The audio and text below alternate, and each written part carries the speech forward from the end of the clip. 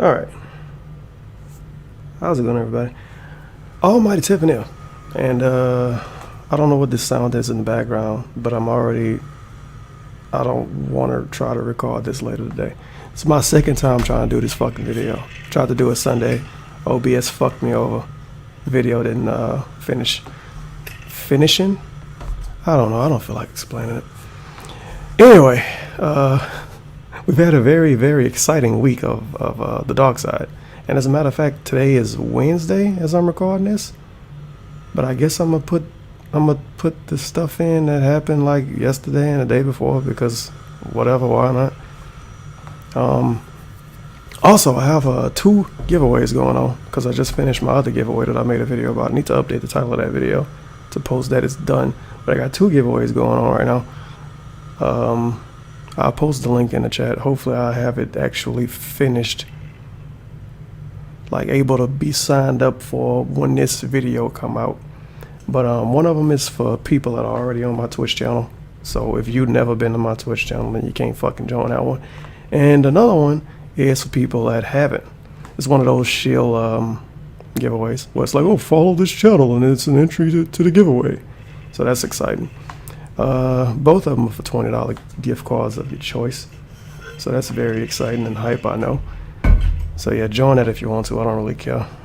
Let me see what else we got here. That's pretty much it.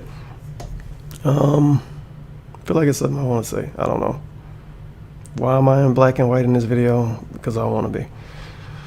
Let's see. Yeah, we got this pre-stream, that pre-stream, that video, that pre-stream, update video, weekend preview, and that video. A lot of crap. Hope you're excited. Yeah, that's it. All right. Oh, I gotta rewind that so we could hear it a little better. Why is it buffering? Please don't start buffering on me, YouTube. I don't want this to happen.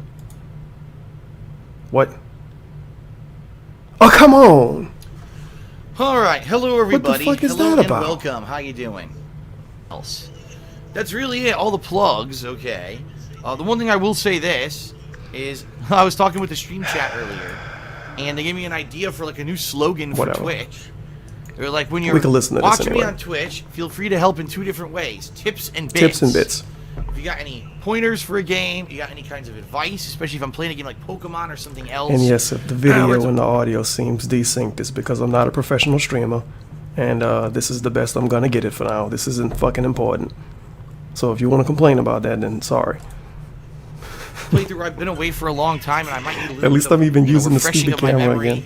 You can always help me with tits, and of course, I said tits, didn't I? But yeah, if you want to help DSP, help him out with tips and bits. So tell him how to beat the game, and then pay him for doing a good job at beating the game the way you told him how to.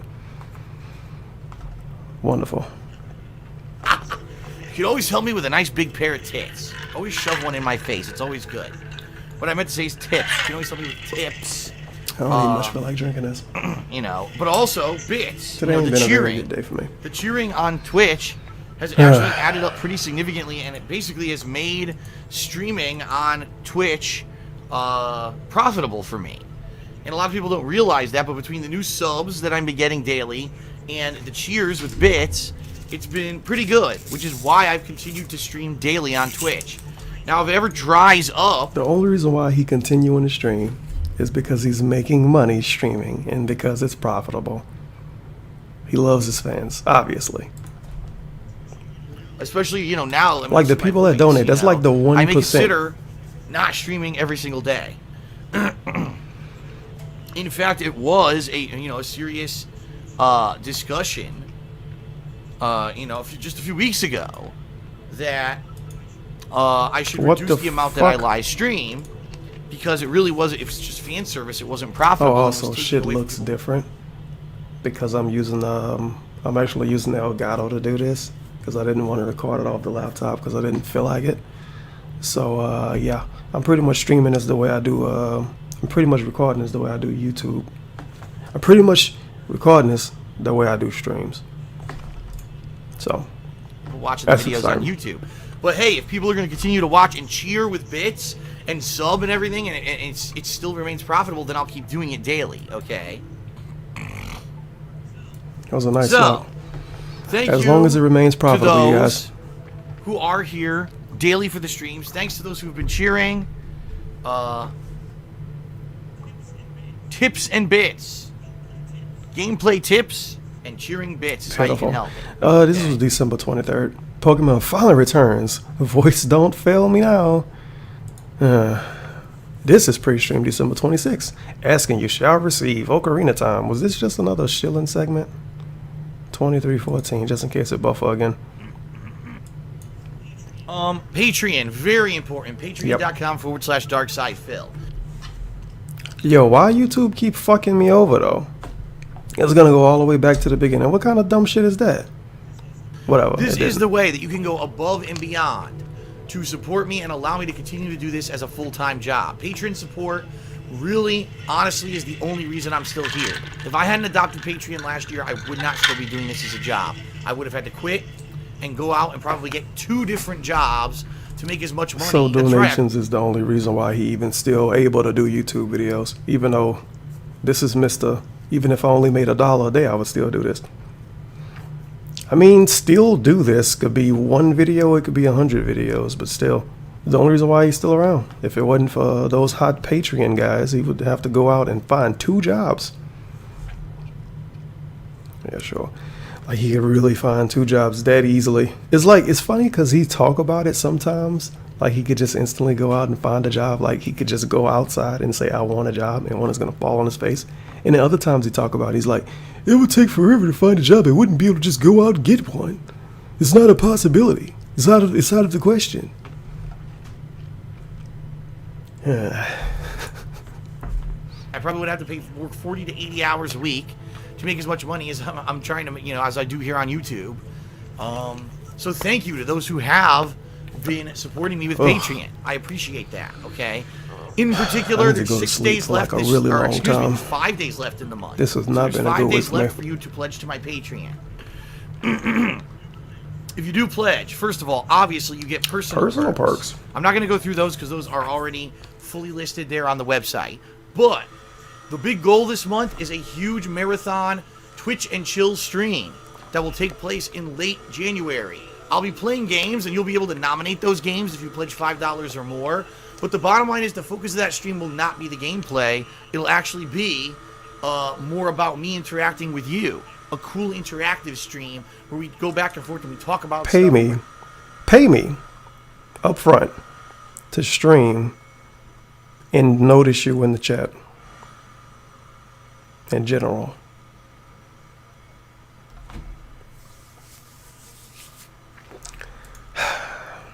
We're having fun rather than me primarily focusing on the gameplay. It's not going to be about making a playthrough for YouTube per se, okay? Wow, the fucking dude on eBay finally replied to me. I'm trying to buy a 3DS with a capture card in it, and people on eBay are being assholes. I can do that in late January, but you have to pledge. And I just want to say this. I know what's going to happen in the next few days. Some people are going to reduce their pledges because they realized, oh, I did a bigger pledge in November, maybe to get in on that multiplayer event or whatever, and I need to lower my pledge. That always happens traditionally. I'm about to do some research. But you can pledge in the next 5 days to negate that effect, okay? I want to hit the goal. I would love to do this event. I'm going to be honest, though. Right. This fucking chainsaw shit sound in the background kind of pisses me off. But it's those people trying to move back into their house, too, because their house got flooded. But that wasn't the reason why I paused the video. This video probably gonna be boring, maybe. So this is a warning. Because like I said, I already tried to record this. It was a 2.5 hour long video, fam. 2.5 fucking hours. On Sunday night I did that shit. Was tired as a motherfucker. Stayed up late and everything. And the video just didn't finish. It just didn't finish. Because I'm stupid and I ran out of storage space on one of my hard drives that I was recording to. And I couldn't fix it, and it's from as far as I know, there's no way to fix it because OBS didn't finish making it, so I can't fix it because it's not finished. So I was very happy about that. And the next day, the stupid Christmas videos I uploaded, one of them was broken, Premiere broke it. It broke the audio. So I had to fix that. But I'm here doing this anyway, mostly because I want to try to get back used to doing YouTube videos in general. Because it's been like more than a month since I did YouTube videos kind of consistently. More than 2 months, really. But that's my little bit of rambling. Oh, Tevin, why are you eating a mint while you record a video? Right It's so annoying. now, this is no exaggeration. In the next 5 days, I need to pay my taxes, my year-end taxes, which means, no lie, thousands of dollars that I don't have, I have to give the federal government, because all my money goes to pay my bills. So I do love this quote. He needs to give the government thousands of dollars that he don't have, because all of his money go to pay his bills. But wouldn't this be a bill? He needs his fans and viewers to pay his taxes, dude. No one else on the planet has to pay their taxes. You know how happy everyone else would be if when they needed to pay taxes, they could just ask random people on the internet to help them pay taxes? I guess 34-year-old man. 34-year-old man telling mostly teenagers and young adults that he needs to pay his taxes, and pretty much he needs help to pay them. Yep. Charge my taxes. Isn't that nice? Yeah, charge the them. fucking taxes, because I have no ability So you to could save never money, pay it. because all my money goes to pay my bills. Isn't that delightful? The federal government taking my money that I don't have.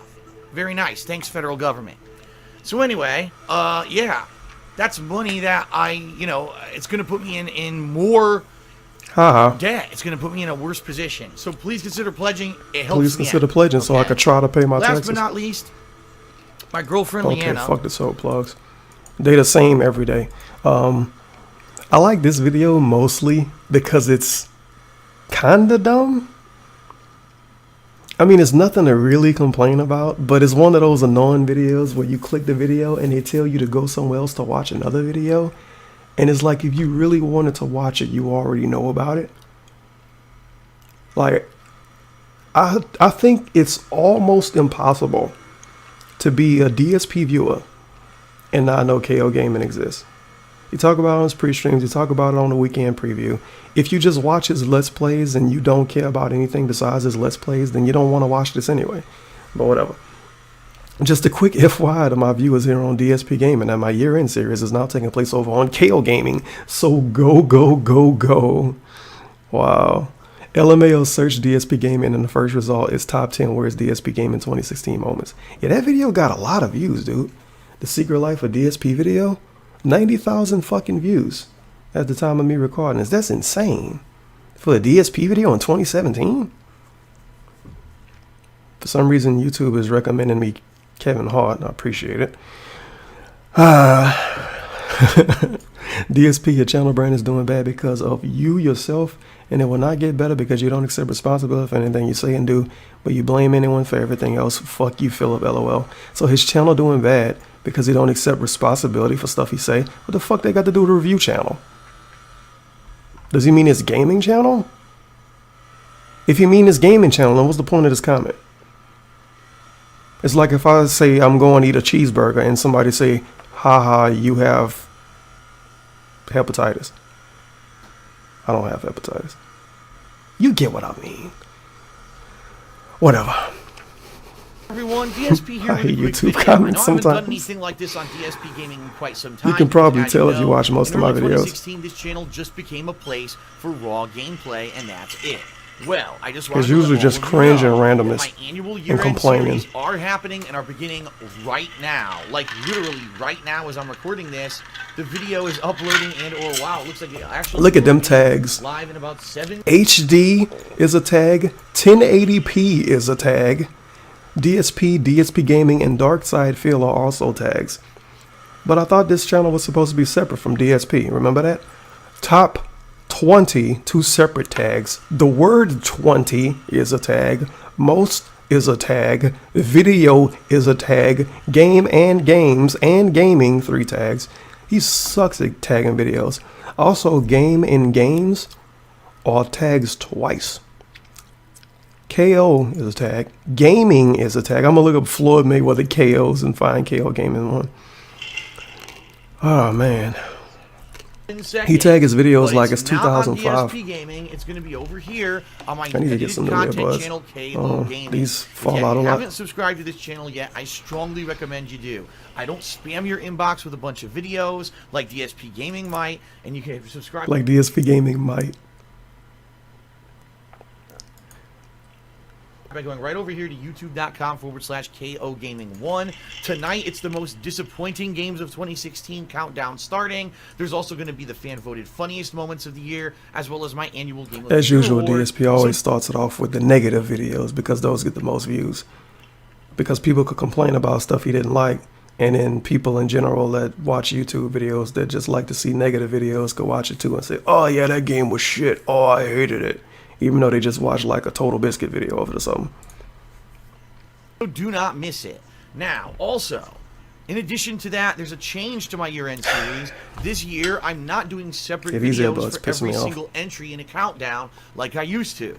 Instead, I'm consolidating them. So, for example, my Consolidating? most disappointing games of 2016 countdown has 20 games in it. That's right, 20 games in the countdown, but part 1 has 5 of them. So you're not going to get, again, spammed in your inbox if you sub to this channel. It's very different from DSP Gaming, all right? Please head over. Please subscribe. I know that annually I always put them on DSP Gaming. This is the first year where it's different, and I don't want people to miss out. So please check it out. And by the way, the video is live, so you can go check it out right now. Thanks, everyone, and see you Wow, later. what a great YouTube video. All right. Here we have pre-stream January 1st, new year, new game. Stream chat misbehaves. This is the part I'm going to play. Stream chat misbehaves. It's like pre-K. DSP is running a pre-K on Twitch. People role playing over there. It really is a pre-K. Let's see.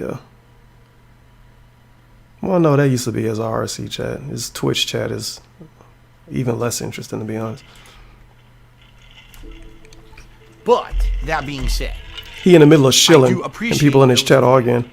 who are, actively doing these things. My Loot Crate link. I just unboxed the Slam Crate on Loot Crate. That was an awesome one. Using that Thanks. referral link. Oh, I that forgot I put can't all the open time stuff gives like me some this because you're extra going to see it cash, so I too. appreciate That's that. disappointing.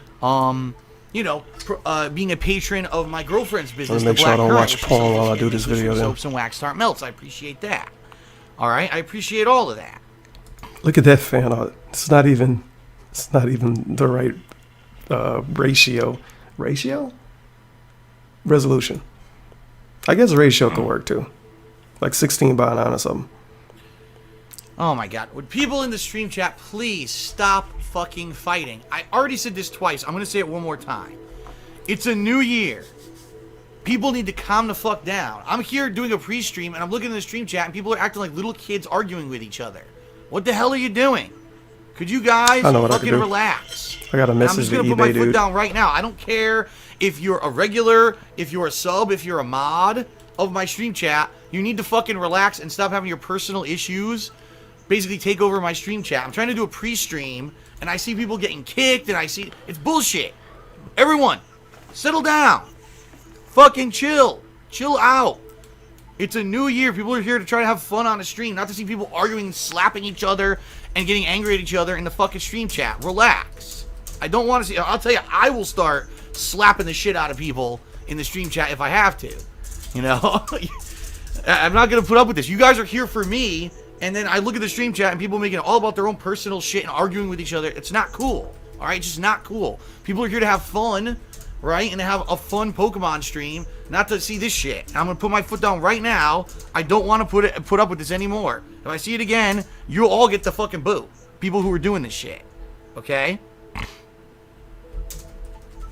No more fighting. I've had enough. Putting my foot down. Yeah, exactly. Someone just said, what is this, DarkSyde High School? I agree. It shouldn't be like that. So everyone chill the fuck moving out. the wrong mouse. There you go. He dictates so much shit with his chat, dude. When people are not talking about the game, he get mad. When people arguing, he get mad. When people talking about the game but telling them he bad at it, he get mad. Like legit, the only thing you can do in his chat for him to not complain is talk about how good he is at the game, tell him how to beat the game, or send him bit donations pretty much. Everything else annoys him or he ignores it. Feels bad, man. It's not. Are we good now? Is everyone relaxing? Seriously, Okay. is everyone relaxing? Yeah, just rolling through these videos. It's sad though, because the original video I recorded was good. As in, you know, I had interesting things to say. I don't know. I can't really grade my own videos because that's fucking stupid, and this isn't really a video to grade in the first place, but it was more interesting than this one. So that's kind of the things that I'm juggling right now. A second run, or a legitimate run, I should say, through Dark Souls 1 with modern things Oh yeah, like by the direct way, capture. he wants to play Dark Souls 1 again.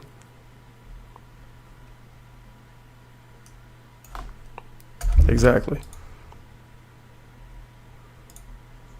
Live streaming, face cam, death counter. Also, a modern thing is face cam and death counter.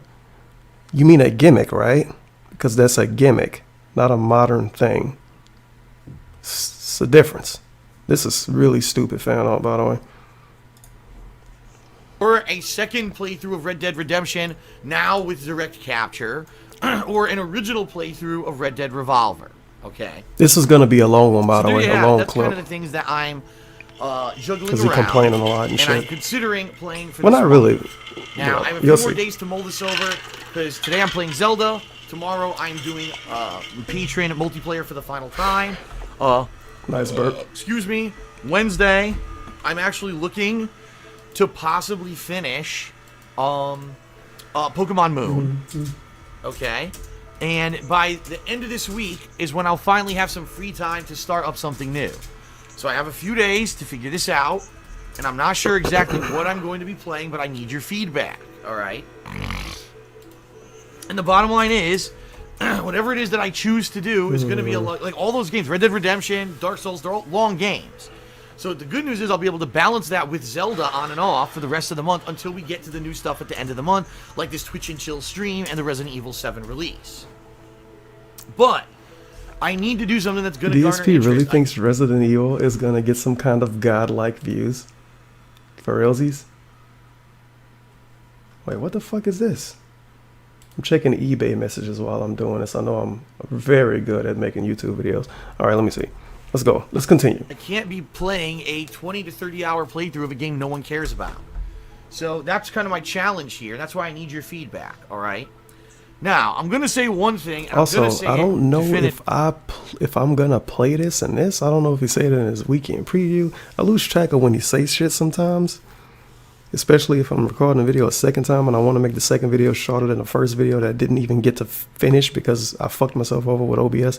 But one of the reasons why he want to play Dark Souls 1 is because he think fans of his are gonna want to see it. And because he think people that don't like him are gonna want to see it. Now, the last time he said something like that was when he played MGS5, and he had, remember when he was naming his streams, "This is how you don't play Metal Gear Solid 5," and they got booty views. Like after the first few days when people didn't really care anymore because everybody knew how the game looked, it got booty views. So I kind of hope it happens again, because it kind of annoys me when he plays games with that expectation that people that don't like him are going to watch it. Also is nonsense because he wants to play Dark Souls with the expectation that people that don't like him are going to want to watch. But that's the same reason why he stopped playing Scarface. Really wish he just did a second playthrough of GTA San Andreas instead of that fucking Scarface game, because that did not work out. And I don't like that game, to be honest. Whatever. Definitively. And I'm actually going to title this fucking pre-stream according to what I'm about to say to everyone. It's titled Real Talk, all caps, options for upcoming PTs, playthroughs, and why Bloodborne is out, all caps. And listen to how he talks here.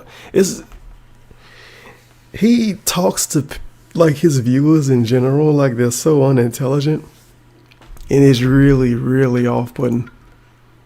Never, and I'm serious about this, I never ever want to fucking hear this ever again, alright? Here's the deal. And don't take offense, because I'm not angry at any particular person or person. Don't take offense, except I'm gonna talk to all of you in general like you're morons, pretty much. So much information and misinformation on the goddamn internet about stuff that I get fed up, and now I'm gonna put my foot down about this. Okay, here's the deal. Bloodborne. I loved Bloodborne. I thought Bloodborne was one of the best games of 2015. Okay, absolutely. But when the Bloodborne DLC came out, it came out in the middle of the hardcore gaming season when I was already in the middle of playing a million other games. People harassed the shit out of me to play it, even though I really didn't feel like playing it. When I really wanted to go back and check pre-streams and like the first video for when he played the Bloodborne DLC, and I was like, no, I can't do it. You know what? This video kind of short, so I'm gonna do it. But let's listen to this. When I played it, I got incredibly fucking annoyed because people tricked him into doing New Game Plus, and he was harassed to play it.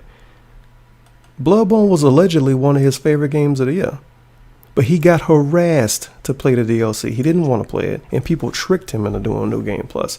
And he is not gonna go back and start over to play the DLC and try to beat it if people ask him to do it.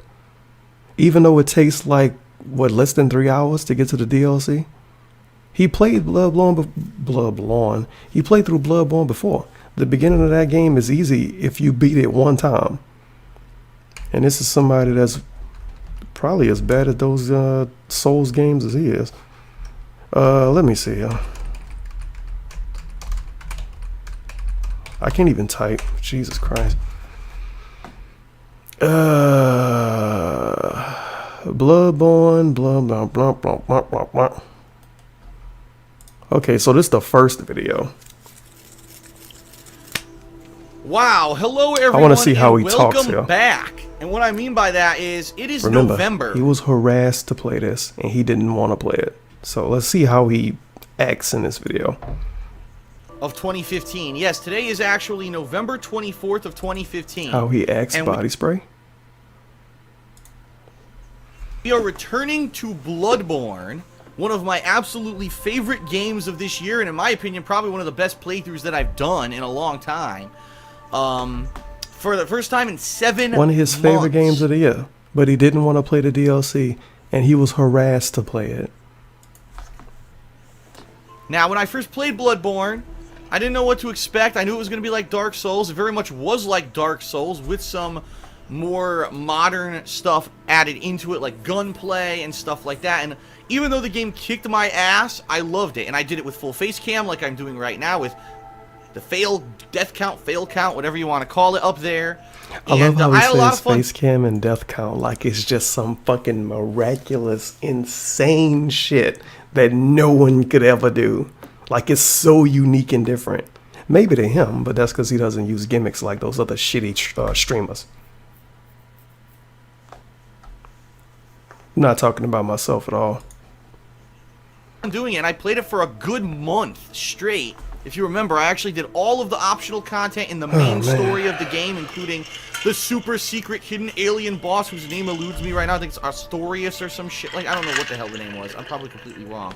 Astoria, whatever. It had a giant fucking tail and shit, and I killed the fucking thing after it frustrated the hell out of me. And I even tried the optional chalice dungeons, which had really nothing to do with the main story of the game, but I said I'll even give it a shot, and I even did that, which I would never normally do because I like the game so much. And then I kind of said, that's it. You know, a lot of people went back and played a New Game Plus, and they went crazy because they're hardcore fanboys of the game. I'm not. So if you do New Game Plus in a Souls game, you a hardcore fanboy? You fucking idiot. You did New Game Plus for Bloodborne. What is liking a game and playing it again for fun? I don't fucking know. Everybody play games for money nowadays. That's the way you're supposed to do it. Also, I love this trolling by Sony. Play these other titles, and I guess to say you may like, it's the Audi 1886. Yes, Bloodborne and the Audi 1886 share the same fan base, obviously. Not a hardcore fanboy, alright? He's a hardcore fan man. He's not. All of that, we were all kind of wondering, gee, what's going to happen with Bloodborne? And it finally was announced that there will be a DLC coming out, and there was all this controversy around the DLC because it was announced that it's going to kind of be like, not like Dark Souls 2. If you remember in Dark Souls 2, the DLCs were standalone, so you could kind of just do them at any point during the game. You didn't necessarily have to be at a certain point of the game, and when you beat Dark Souls 2, you could go back and keep playing it, so you could access it from anywhere, versus in Bloodborne, when you beat the game, much like Dark Souls 1, the game just ends. Also, this is part 1 of a playthrough, by the way. It sounds like a pre-stream.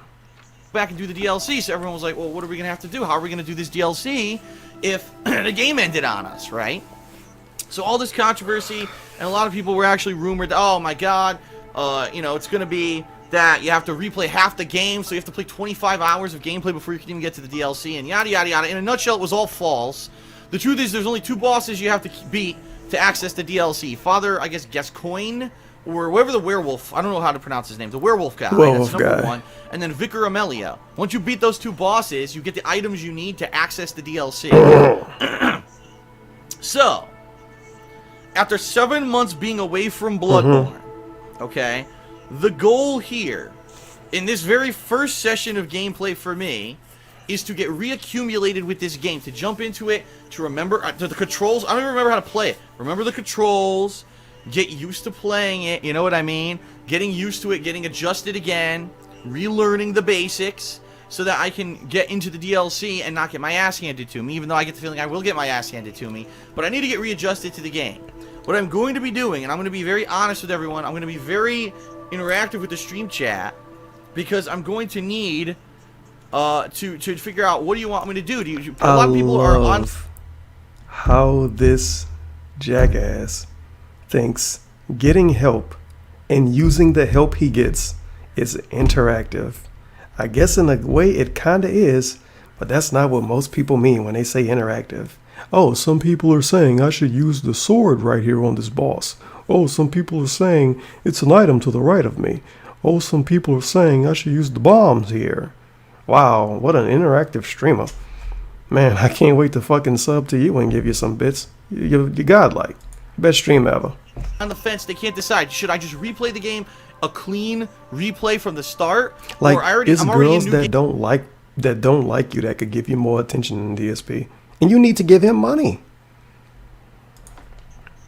Game Plus, because I beat the game, and I replayed and I rushed to that first boss, the Cleric Beast, and that's an optional boss, but I killed it. And so people are saying, well, that was good. Keep going from there because you got high level gear or whatever. But then other people are saying, but then you're going to go to the DLC and New Game Plus difficulty, which is going to make it even harder. Remember, he got tricked into playing New Game Plus. Even though right here he telling us that some people said it would be harder, and other people basically tried to imply it would be easier because he had high level gear and shit. Which is fucking stupid. High level gear doesn't matter if you're going to be in New Game Plus playing DLC that you never played before. Kinda doesn't matter. So everyone's no one's really in an agreement here on what to do in regards to how to handle this. I'm gonna jump in right now, and I'm gonna try to figure this out, and we're gonna just see what the hell happens. I don't even know where do I load. I'm gonna load in the dream, right? Is that where I wake up, in the dream? I think so. So let me boot her. He was tricked. This sounds like a person being tricked. Some people think it's going to be easier. Some people think it's going to be harder. How the fuck was he tricked? Harassed to play it. One of my favorite games of the year. He was harassed to play one of his favorite games of the year? Wow. He really plays video games for fun, you guys. Trust me. That's what DarkSyde Phil told me, so it must be true. Let me see if I could find a pre-stream. Probably not. As a matter of fact, I think this was when he was using fan art. Yeah, no, it wasn't. 24 minutes? No. Alright, well, that boss repeatedly for 2 days, never killing it, and then finally persevering. I was like, yes! Mate, there will be interaction. Today in particular, I'm expecting heavy stream interaction because there's ways to get past, I guess, or to go through the game here and not take too long. Look at this fucking bait. You can't see the whole message, but Dustin Gray, he isn't a hardcore gamer, to be honest. He only games for money and views, dude. So he is not even really a casual gamer. He's the shit, casual shit, out after a week of eating Doritos and drinking Fanta. Only his new name is DSFP. Doritos hitting Fanta Phil. What? And then he posted a comment too saying, I want my $75 back while I'm contacting Patreon to get your page taken down. So I'm supposed to believe you posted a comment like this, but you gave him $75 on Patreon. Yes, sure. If you say so, buddy. And basically get through it and get through I really hate the first two bosses. I think sometimes. Father Gaspion, where the fuck his name is, the werewolf dude. You have to watch my original Bloodborne playthrough. I bought the shortcut item that lets you skip the whole Old Yarnum blood-starved beast area of the game. And then I went back and did that later because I didn't even really realize I had skipped it. Oh I my thought God. that was just, I'm not playing this game anymore. I've had enough. And so, I'm going to be looking, gee, should I do that? Should I continue with New Game Plus with my loadout and all of that? Yo, or should I this just start over? recommendation, the Ultimate DSP Gaming Douchebag Compendium. I kind of want to watch it, but I'm not, because the dude that made the video might get mad at me. Where some people are actually saying that I should start over because the game is in New Game Plus. The DLC is going to be like unbearably difficult, from what I'm being told. Like the DLC is very. Some people told him the game would be unbearably difficult if he played the DLC in New Game Plus. He did it anyway, and then more than a year later, he has the nerve to say he was tricked into doing it. I think he picked New Game Plus because he didn't want to play through the whole beginning of the game and he was being lazy. There was no reason for him to play through New Game Plus. No reason. Nah, let's be honest here. If he wouldn't have done New Game Plus, then people would have said, "Oh, what a pussy. He didn't do New Game Plus. Like insert soul streamer here did. Wow, this guy's a fucking scrub." Of course, he would have got comments like that, but he would have fucking beat it. But by him doing New Game Plus and trying to look like he fucking godlike at the game, he got bodied and he didn't beat it, and everyone suffered because the people that watched it wasted their time, including me. He wasted his time and his money, and it was just all for nothing. So that's exciting, but he got tricked. He got tricked. He knew of what could happen before he did it, obviously, but he got tricked. New Game Plus, which I shouldn't have done. Fooled. I got fooled. I'm an idiot. And it became insanely hard, and I couldn't even beat the first boss. I didn't finish the DLC. I quit at the first boss. And I never ever wanted to go back to it again. Okay? So what happened? Well, of course, you got people, oh, Phil rage quit and everything. And I don't really care about that. I really don't. I don't give a shit. I think it's a running joke to people to say Ludwig or whatever the fuck his name was defeated Phil and Phil never beat him and blah, blah, blah. Okay? So, for the past year, people have been harassing me about going back to Bloodborne and doing this DLC again. And I understand that, especially if you watched the full playthrough of Bloodborne and you liked it, and the fact that I kind of flubbed the DLC because I got tricked into doing New Game Plus like an idiot. And basically the playthrough was ruined because of that. It is what it is. I understand that there's a desire to see me go back. But I'm laying down the law right now, alright? Because I've had enough of this. I'm never going back to it.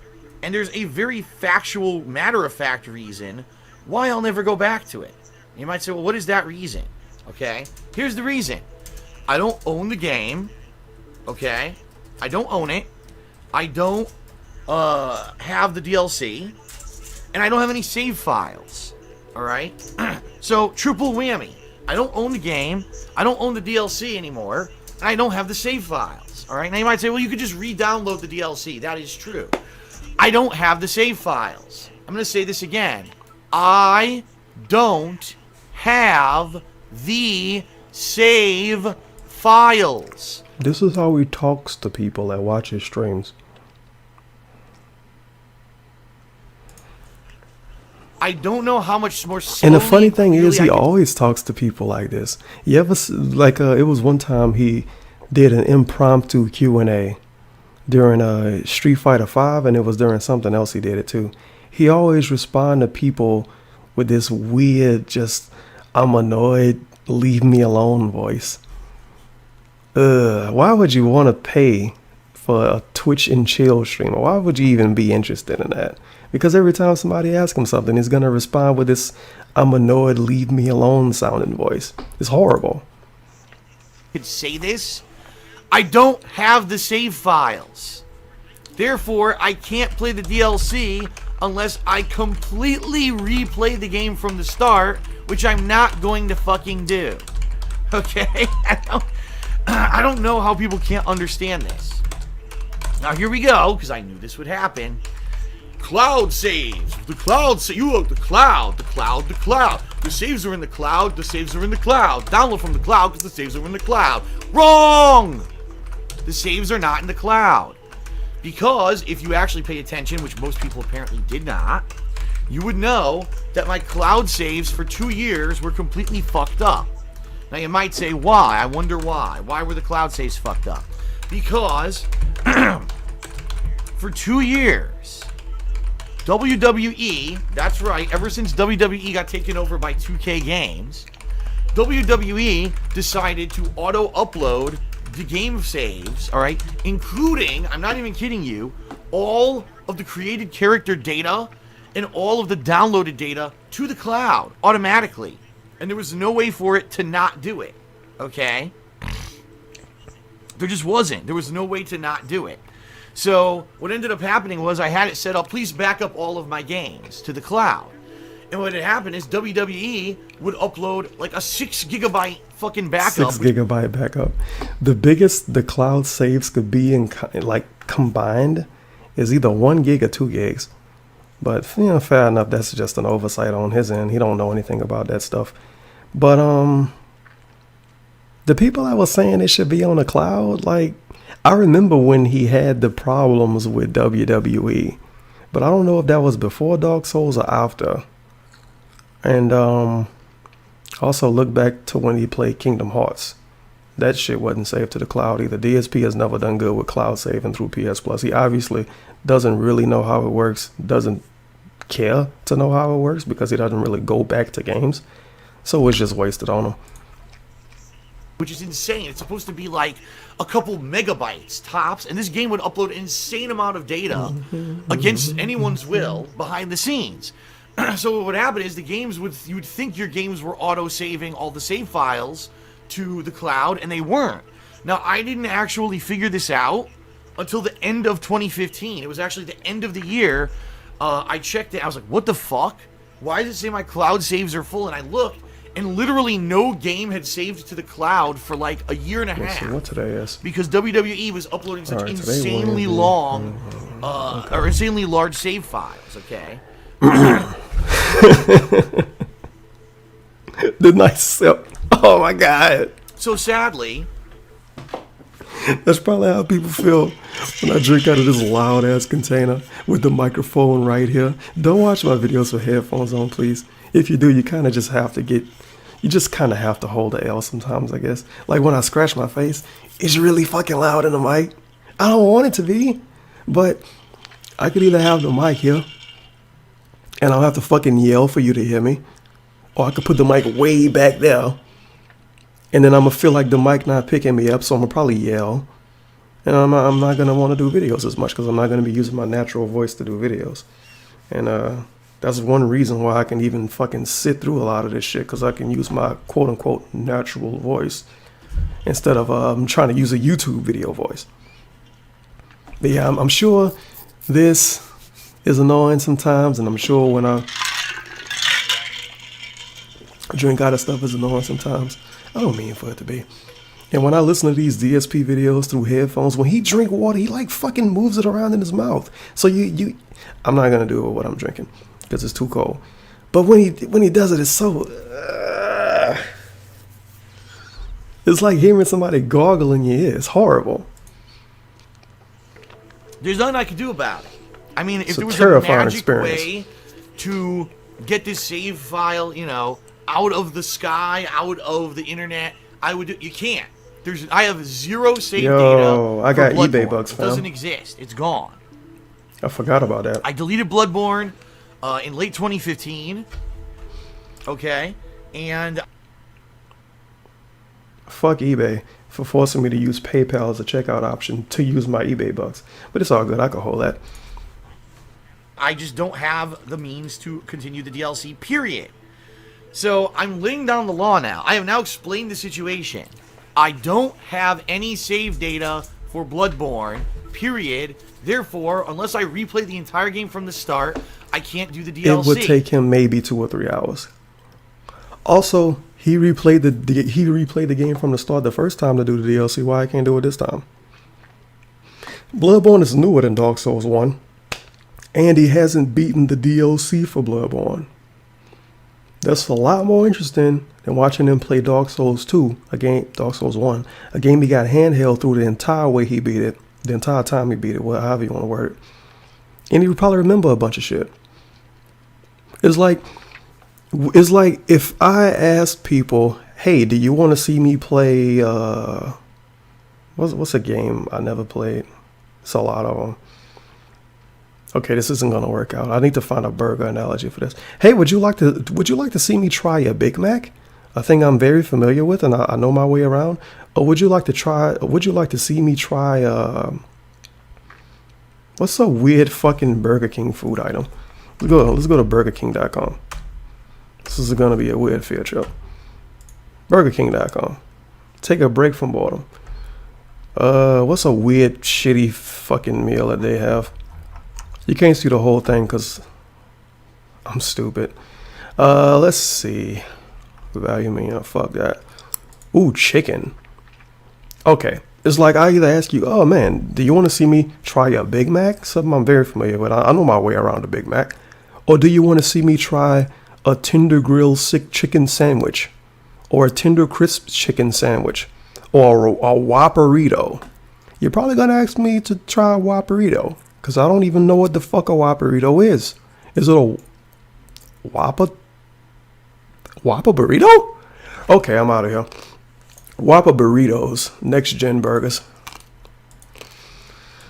But yeah, him playing Bloodborne is pretty much trying a Whopperito. Him playing Dark Souls 1 is pretty much him trying a Big Mac.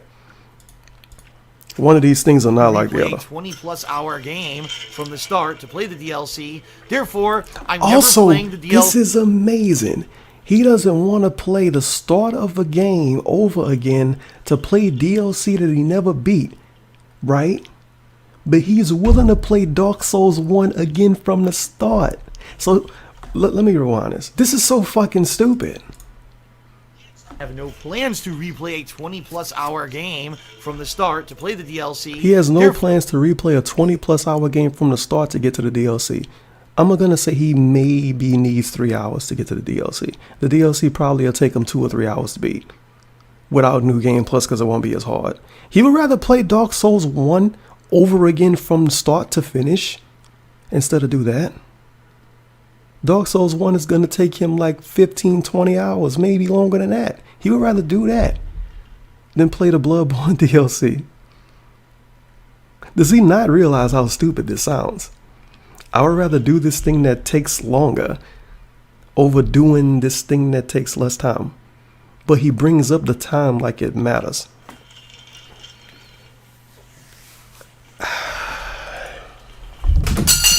I'm never playing the DLC, period. Don't ask me to play it again. Okay? That's it. Don't ask me to play it again. But then he asks for suggestions all the time. But you can't suggest that, just like you can't suggest Street Fighter 5. And it's funny because people will still, troll me now and say play it, and I get that.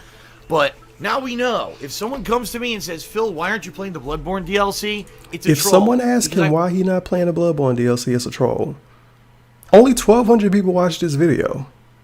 And only about 300 people or so was in his chat. It was obviously less than 400. Was in his chat when he talked about this. You have 186,000 subs. I don't think that necessarily will make them a troll. But whatever. I've definitively explained to all of you why I cannot play this DLC again. Sweet. I can use eBay bucks. Okay. Good God. 350. All right. 360. So there you have it. Yeah, the choices so far for games for me to play this month. Dark Souls 1. A clean run, the first ever clean run of the game. A clean run. What the fuck? Red Dead Redemption. I a guess they direct used my capture actual run of the credit card game, number. I hope or they did. Red Dead Revolver. Those are They my used ideas. somebody else's card. If anyone else has better ideas, Rep. feel free to let me know. But the bottom line is this: I'm not getting a consensus. All right. You mean to tell me hundreds to thousands of people don't agree on what you should do?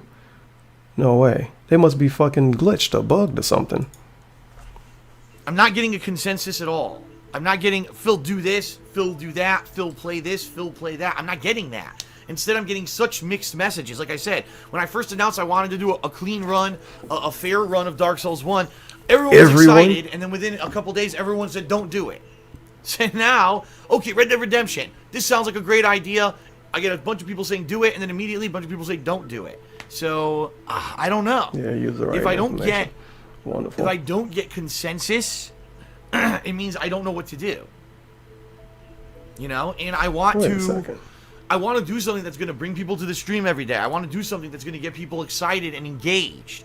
And they're going to come and chat, and they're going to come and cheer, and they're going to come and sub, and they're going to go on YouTube. They're going to watch the legit full second playthrough All of right, the let's game. actually pay attention to the video. But I don't know if they're going to, and I just don't know anymore. You know, this is the problem with this downtime kind of stuff. And sadly, you know, I'm in a position here where I can't have a month. I just simply put, matter of fact, cannot have a month of January. All right, where I have people not coming to check anything out. And you know, I understand there's no new releases. I get that. All right, that's why I'm trying to listen to feedback. I'm trying to get an opinion of what you want to see during this month. I can't just not have anyone show up until Resident Evil 7. I can't. I need to pay my bills. You know what I mean? Wonderful. Okay. DarkSyde Phil can't go 1 month without getting good views, else it's gonna be out of business pretty much. Jesus Christ, that is horrible. Wow, like dime bag drug dealers have a better life, value of life. Well, they probably do. A better the word is. I don't fucking know. Somebody will tell me in the comments and post a paragraph. I have to complain about something. What is the word? What is the term? I'm not gonna be able to come up with it now because I'm trying to come up with it. So whatever. You know what I mean. All right, so there you go. Let's see what happens. Let's see what kind of feedback I get. Let's see, you know, what goes on, and we'll go from there. All right, that's enough blabbing from me, okay? And I'm not going to do any gratuitous plugs today. There's absolutely no reason to. You guys know all about the stuff, right? 3DS sound. And I want to get into Zelda and resume Zelda. So. All right. Thank you, folks, for being patient. Thank you for listening. And we will see what happens. Jesus Christ. And we'll go from there. Fair enough? Holy all right? Shit. All right. Fair enough. So that's enough of that.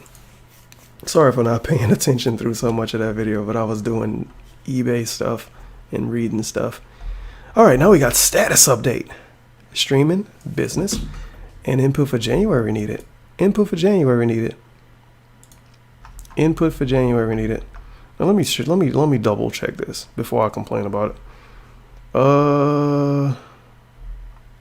Real talk options while Bloodborne is out. This is on January 2nd. Oh man, I did on my own. It feels bad, man. And welcome. This is on December 28th, so this is before the Bloodborne thing.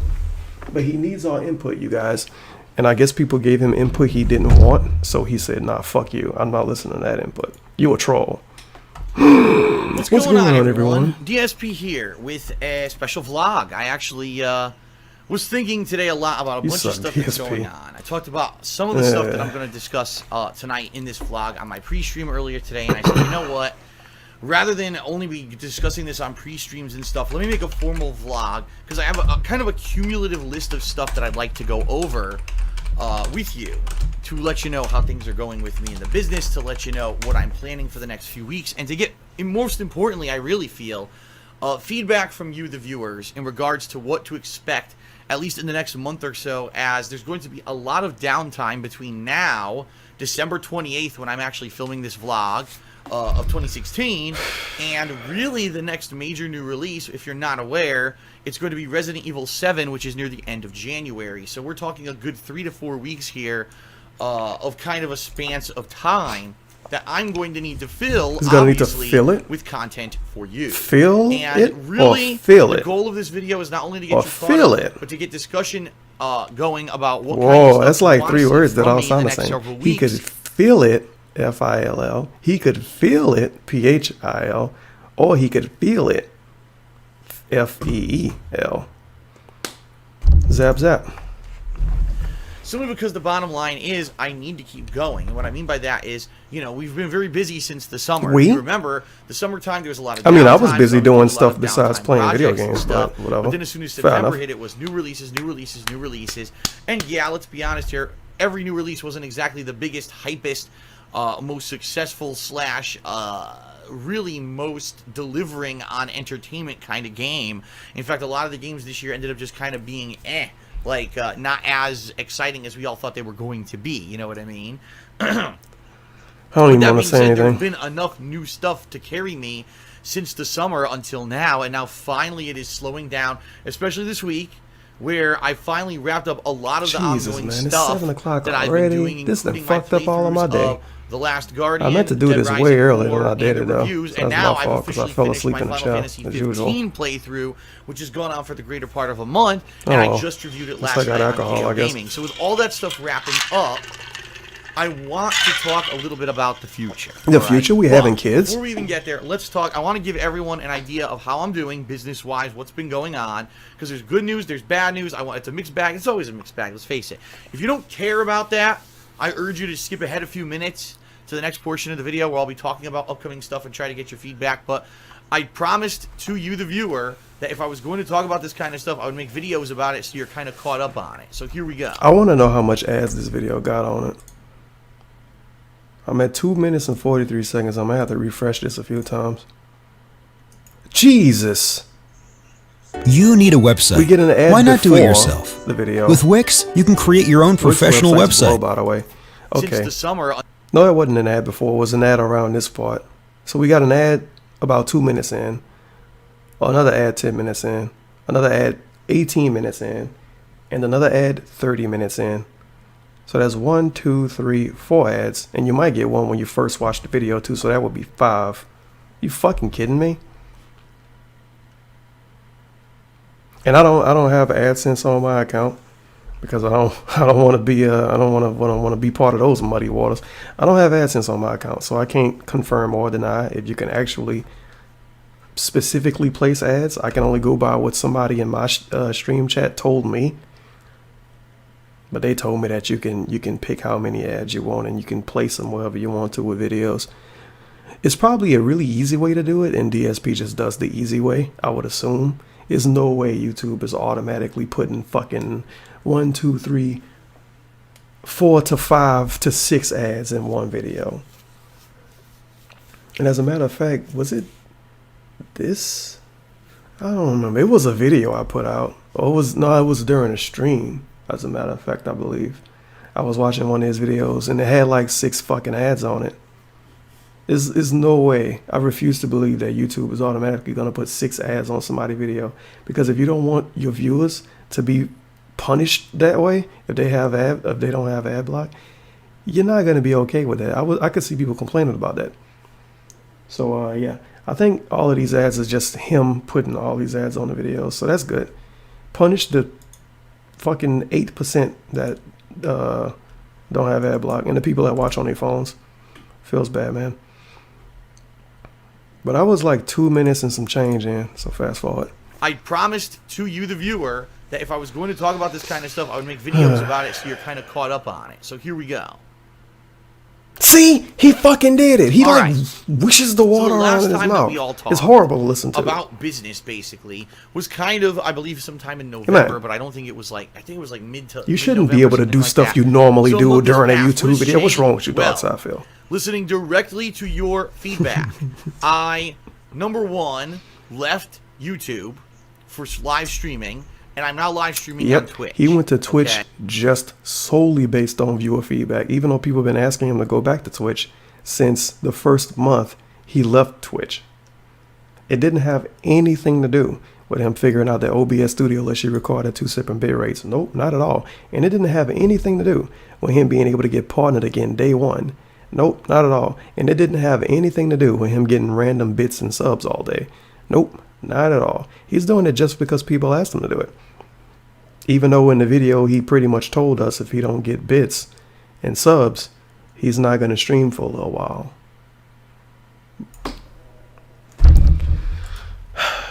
Hands up, don't shoot. I'm going to be honest with everyone. It's not the easiest thing because it's a lot more of a pain in the ass technical-wise to be streaming at one quality and recording at a completely different quality for the videos that I upload to YouTube. It actually lends itself to a lot more bugs, a lot more issues. The setup every day takes longer because this program that I'm using, OBS Studio, has issues where sometimes it won't record or it won't stop recording, and then I got to mess with it. That's what happened this morning. I couldn't get it to record and stop recording and not have an error, so I had to keep restarting and changing settings and restarting until finally after like 20 minutes I got it to work. The fuck? But I'll tell you this, some positive things that have come out of me leaving the streaming from YouTube and streaming on Twitch. A few things. Wow. And again, apologies. Yes, I am still sick. The good news is you can hear I'm actually getting better. I think I am gradually every day getting slightly better, slightly better. I am feeling overall better, so that's good news. Number one. Wow. People seem to like Twitch better overall, okay? Even though there is a select group of people who say that when I stream on YouTube, that for some reason it loads better with their internet or whatever. The vast majority of my viewers seem to be under the impression that Twitch is better. Nope, you do. Whether it's they like the visual quality better, whether they think it's a better interface. Primarily, I think a lot of people just like the chat better on Twitch, even though, honestly, the chat is the same as the one I was using. Here we go with this dumb shit. On my YouTube streams. It is IRC. It's the exact same client. It's just that they put this nice fancy, you know, visuals over it, so it looks streamlined. And yeah, it is easier to just jump onto the page and chat right away. And yes, this is like telling me a Versace shirt is the same as a white T-shirt because they're both shirts. One of them costs more and one of them is fancier, but they're still both shirts. But that's pretty much what he's trying to tell me. His IRC chat is like a white T-shirt that came from the corner store. And Twitch chat is like a Versace shirt compared to it, at least. You can't do that. It's not fair. It's still IRC, but it's not. No. People want to see stuff that look nice. People want to have stupid emotes and shit. And his IRC chat didn't look nice, and it didn't have stupid emotes, so people didn't like it. And then you had to get voice to even talk. It's like going in a club and you gotta fucking get body checked by the bouncer before you can get in.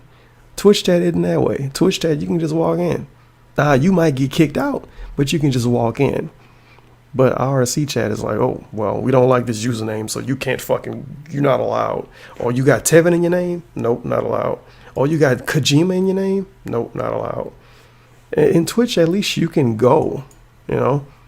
You have a chance of getting kicked out, just like in a real club, but you don't have some fucking bouncers in front of you. That's a good way to look at it. That stuff, and I get okay. That, okay.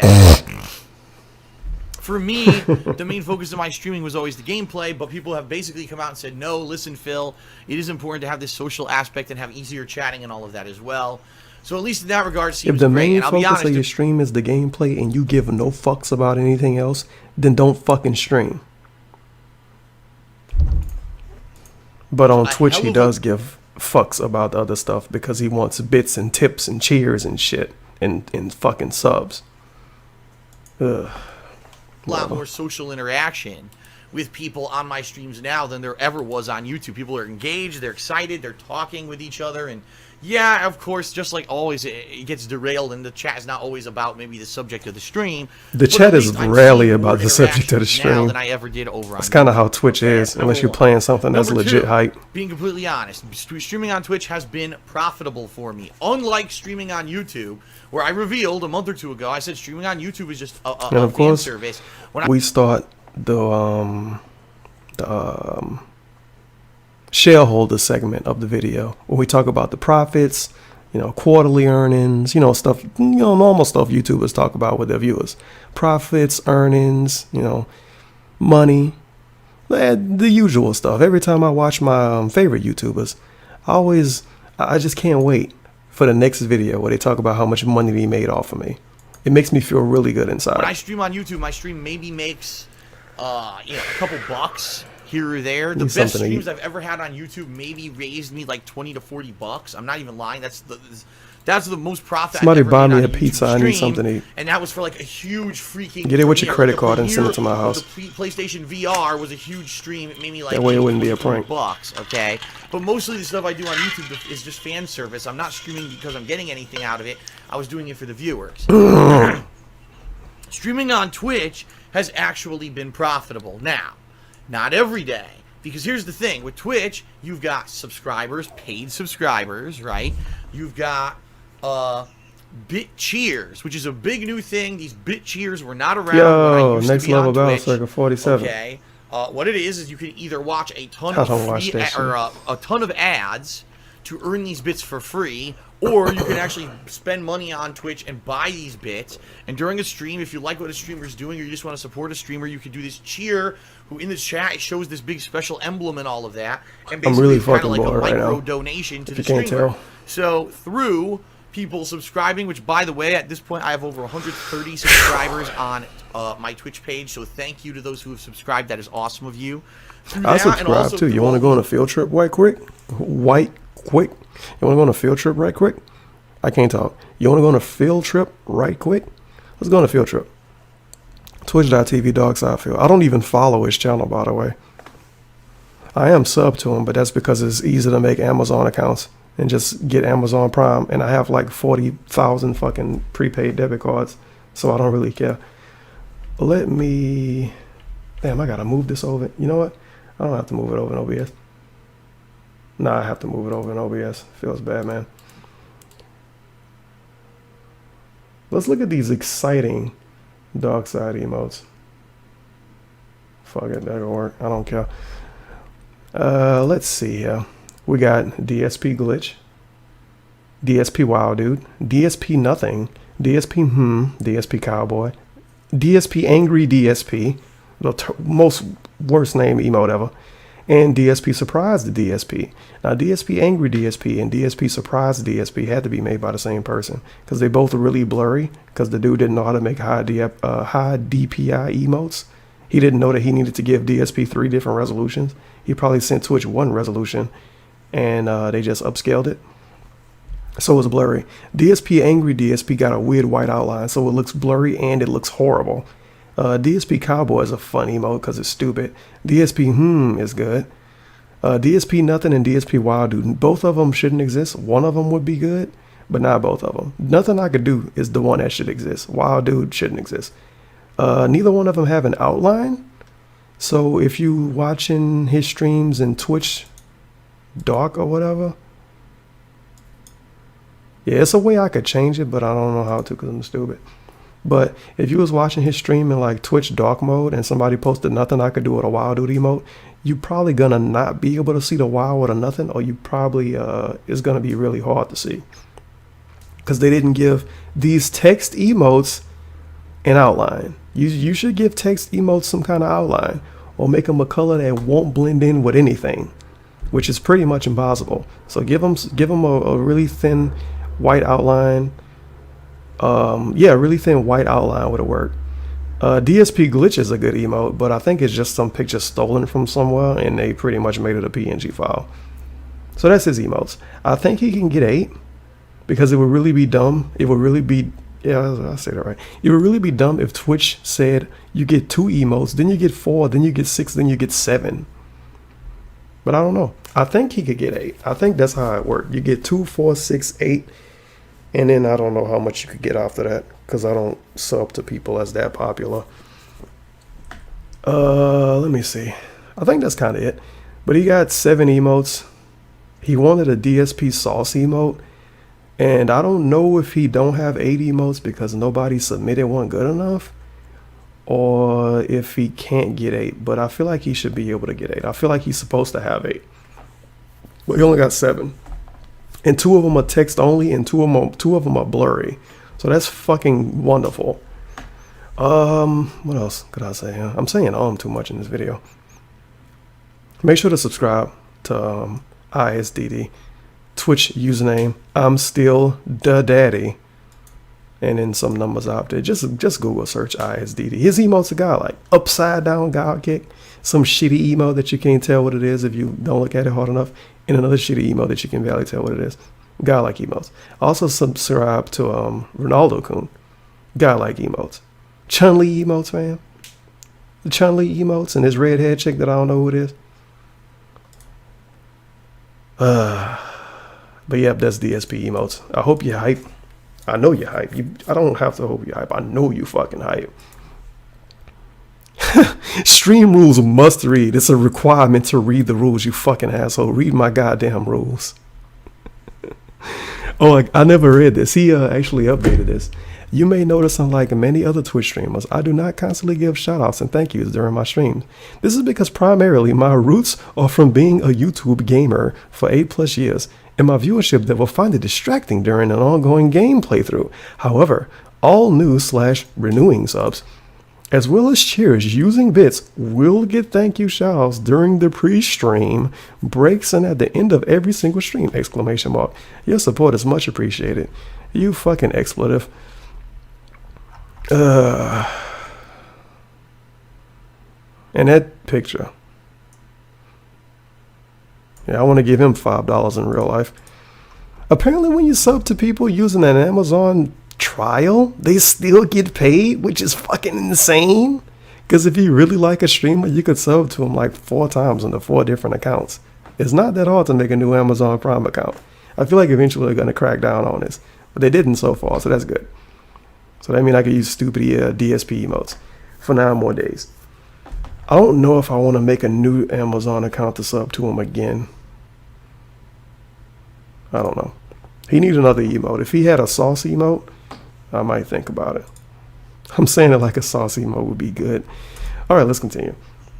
Bit cheers, I've been making at least a decent amount of money every day. And I'm talking even usually the slower streams. Like if I'm doing, I was doing an endgame stream of Final Fantasy and only 200 people were on the stream, I was still at least making some money doing Listen to it, this. which was awesome. It made it feel like the effort was worth it. It made it feel like the effort was worth it. Dude, he was going to record the videos anyway. The effort of recording and streaming is almost the same. Pretty much. Especially when you don't even talk to people in the chat. Come out and schedule the stream and get the stream. Schedule the stream. Difficulties and micromanage the stream. The stream quality. Dude, you set a bit rate and the program does everything else. And it seemed like it was worth it. You see how much he exaggerate this shit to try to make it seem like it's actually some kind of job or some kind of thing that actually takes legitimate effort? Sorry, but it's not. And I was actually getting something out of it for the first time. I can understand if he was writing fucking bots or some shit. Like, I know streamers that actually put true legitimate effort into their streams. DSP is not one of them. So moving to Twitch seemed to be hitting start streaming and OBS is not effort. And yeah, it is kind of a learning curve because now, remember, when I take breaks, I need to give shout-out thank yous. And I am, again, running commercial breaks. When I didn't used to do that when I was on YouTube, I'm now running commercial breaks again when I go on breaks. Because you a shill? Like, you don't have to run commercial breaks. It's not a requirement by Twitch. Yeah. Oh, my God. But this is stuff that I'm all getting used to. I've done it for almost a month now. I'm starting to get into a groove now a little bit. And I really feel that once the new releases in 2017 hit, I'm looking forward to getting the 3DS. Up in droves. Right now, really, let's take a look. This past month, right? Really, outside of Final Fantasy 15, there were no high-profile releases that I was really playing that anyone cared about the streams. When Resident Evil 7 comes out, when, you know, all these big high-profile games coming out in February, March, April are coming out, people are going to want to tune in, and I think that's going to be exciting, and it could end up being good for you and good for me again, all right? So overall, the move to Twitch for live streaming worked out. I'm glad I did it. I want to say again, thank you to everyone who just kept pounding me in my face and saying, you got to go back to Twitch. You're right, you finally broke through, and I didn't understand why it would make sense, and now that I'm there, I get it, okay? I get it. That being said, all right, right now, this week in particular, this weekend for the Christmas stuff that I did was amazing. People showed up, which I didn't even expect, but a lot of people showed up during Christmas Eve and Christmas to check out my Christmas Sims in WWE, and also to check out my chill stream on Christmas where I talked a lot about family traditions and stuff. And by the way, people really, like, thank you to anyone who cheered or subbed or anything over the weekend. I made a lot of good money this weekend streaming, more than really I've ever made before, which is crazy, okay? Now, that's just me doing kind of, you know, holiday themed stuff. I can't imagine, you know, how it's going to turn out in the future when I'm doing new games and stuff. That's really making me feel positive about it. But the trade-off here is that not every day is profitable. He's still on this. Like, I'll be honest, the past 3 days, Monday, Tuesday, Wednesday, really wow, not a heck of a fans lot and is viewers, going you on haven't been Twitch. There's not a lot of profitable? people showing What the up fuck in is wrong with streams. you? I've been doing multiplayer with patrons. You know, I played Pokemon Moon again. That's kind of for a niche audience. And then today I did my final stream of Final Fantasy 15, and that's been post-game for how long? So I I understand. always see people complain about him calling games out and saying that for a niche audience. He kind of explained it. Kinda. It's a really dumb explanation. But when he says that, he doesn't mean in general on YouTube or on Twitch. He means for his viewing audience. So it's niche for his viewing audience because don't a lot of people want to watch it. But with that logic, everything is niche because he got 180,000 subs on one channel and 32,000 subs on another channel. And he can't even get 1,000 views on a video in 48 hours. So I think everything is niche. Every game is unpopular. No one wants to watch anything. As a matter of fact, we can go on a field trip right now. Hello everyone. Hello and check his Hello everyone. Hello and check everyone, his, and welcome oh my to God, DSP please Gaming. No. And check his views. Look at this shit. Okay, these new videos, so I'm not gonna count those. Patreon multiplayer event, Overwatch. Not even 500 fucking views on most of these videos, dude. The only one that got more than 500 views was the one that say new map. You can't see it on the screen, but it say new map Oasis. It's because he was playing a new map. Pokemon is way down there. Zelda 2000. Oh no, that's the fucking year in series video. Zelda 1100, not even 1,000, not even 1,000, not 1,000, not 1,000, not 1,000, not 1,000, not 1,000. That's insane. 2-day-old videos, dude. It's a dude playing Pocket. Oh my God, why am I calling this Pokemon? It's a dude playing Ocarina of Time for the first time. You know how fucking rad that is on the internet? A Let's Player playing Ocarina of Time for the first time in 2017, and he can't even get 1,000 views in 2 days. Yeah, everything is niche. Overwatch is niche, Pokemon is niche, Zelda is niche, Battlefield 1 is niche. All of it's niche. His channel is so fucking bad view-wise. And of course he still get like a million or more views a month, but that's because the dude got like 40,000 videos on this one channel. If I had 50,000 fucking billion videos on my goddamn channel, I'd be getting 1 million views a month too. Because you got so much videos, people are just watching them eventually. But that don't mean that you're putting out good stuff. That don't mean you're putting out stuff people want to watch. That mean you have a lot of shit that people can watch. You want to watch one playthrough from DSP, you got to watch 100 videos. That mean you got 100 views from one person. So it doesn't mean anything that he get, you know, 1 million views, 2 million views a month or whatever. Because this dude got so much fucking videos. It's pretty bad though. Pretty fucking bad. Wow, 378 million overall views for his channel. That's insane. See, the thing is, DSP's stupid, so he would say hundreds of millions of people have watched his videos. When let's be honest here, 378 million, that's probably like 5 or 6 million people just watched a few playthroughs. Well, maybe not that much. Maybe like 7 million, maybe.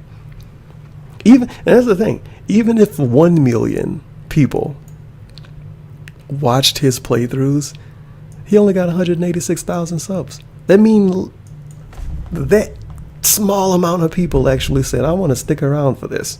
It's kind of bad.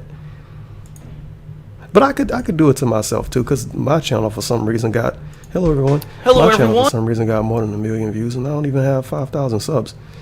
But look at the videos I put out. It's shitty one-off Let's Play videos and DSP videos.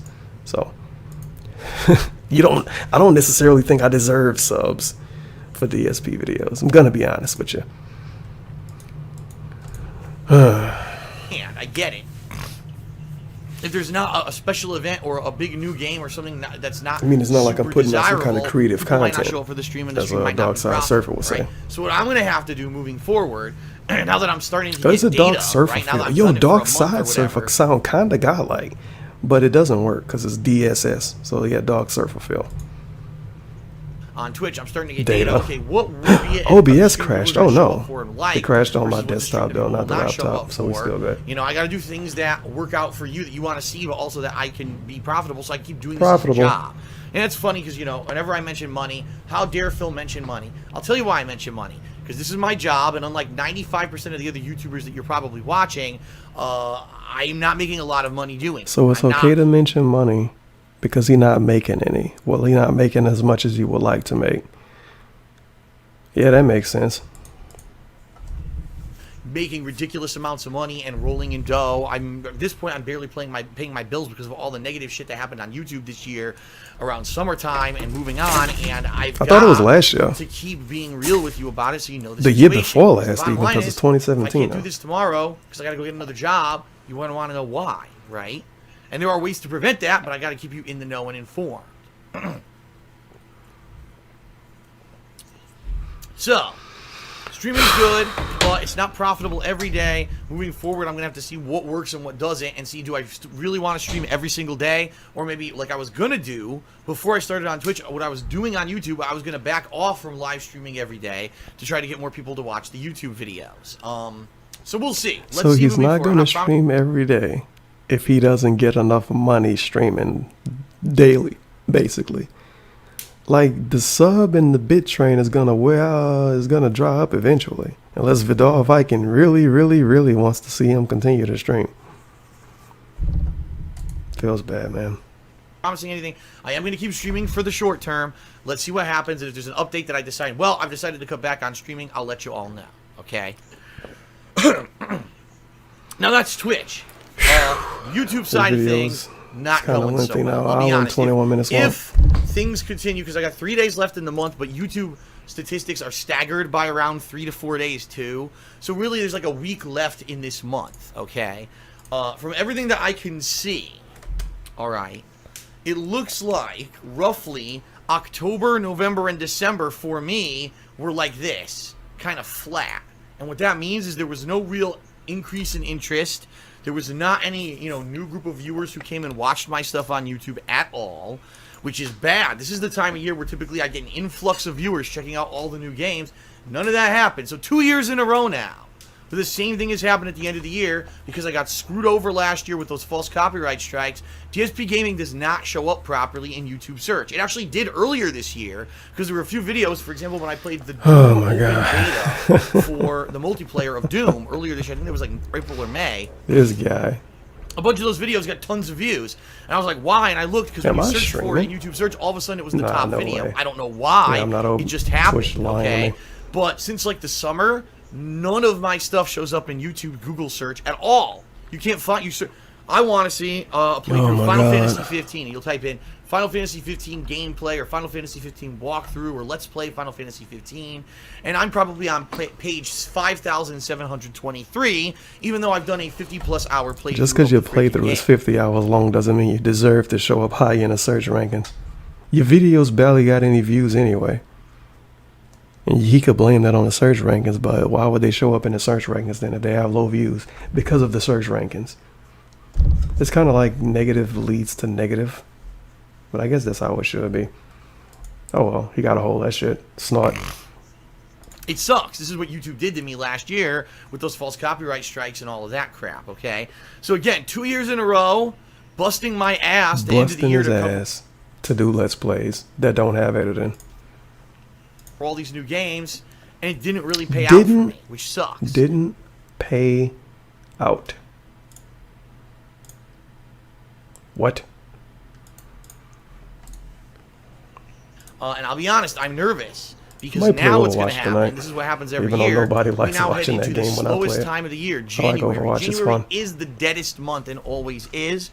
If I barely made do I in should change October, my November, Twitter December picture, when it my was Twitch supposed to picture, be though. I need high, a right? Sarkeesian face. What's going to happen in January? Am I gonna, Yo, I need see I need a my face with some total shades go, on. "Ooh," into the gutter? Type that down. I hope That could not. be an What I'm emo. hoping now is that we're to the core level of viewer where no matter what I play, I'm still going to get a consistent amount of views. It could be 'cause something. I can't gotta do see another something with dip. it now. If I see another dip, I'm really in might have sit financial on it. trouble.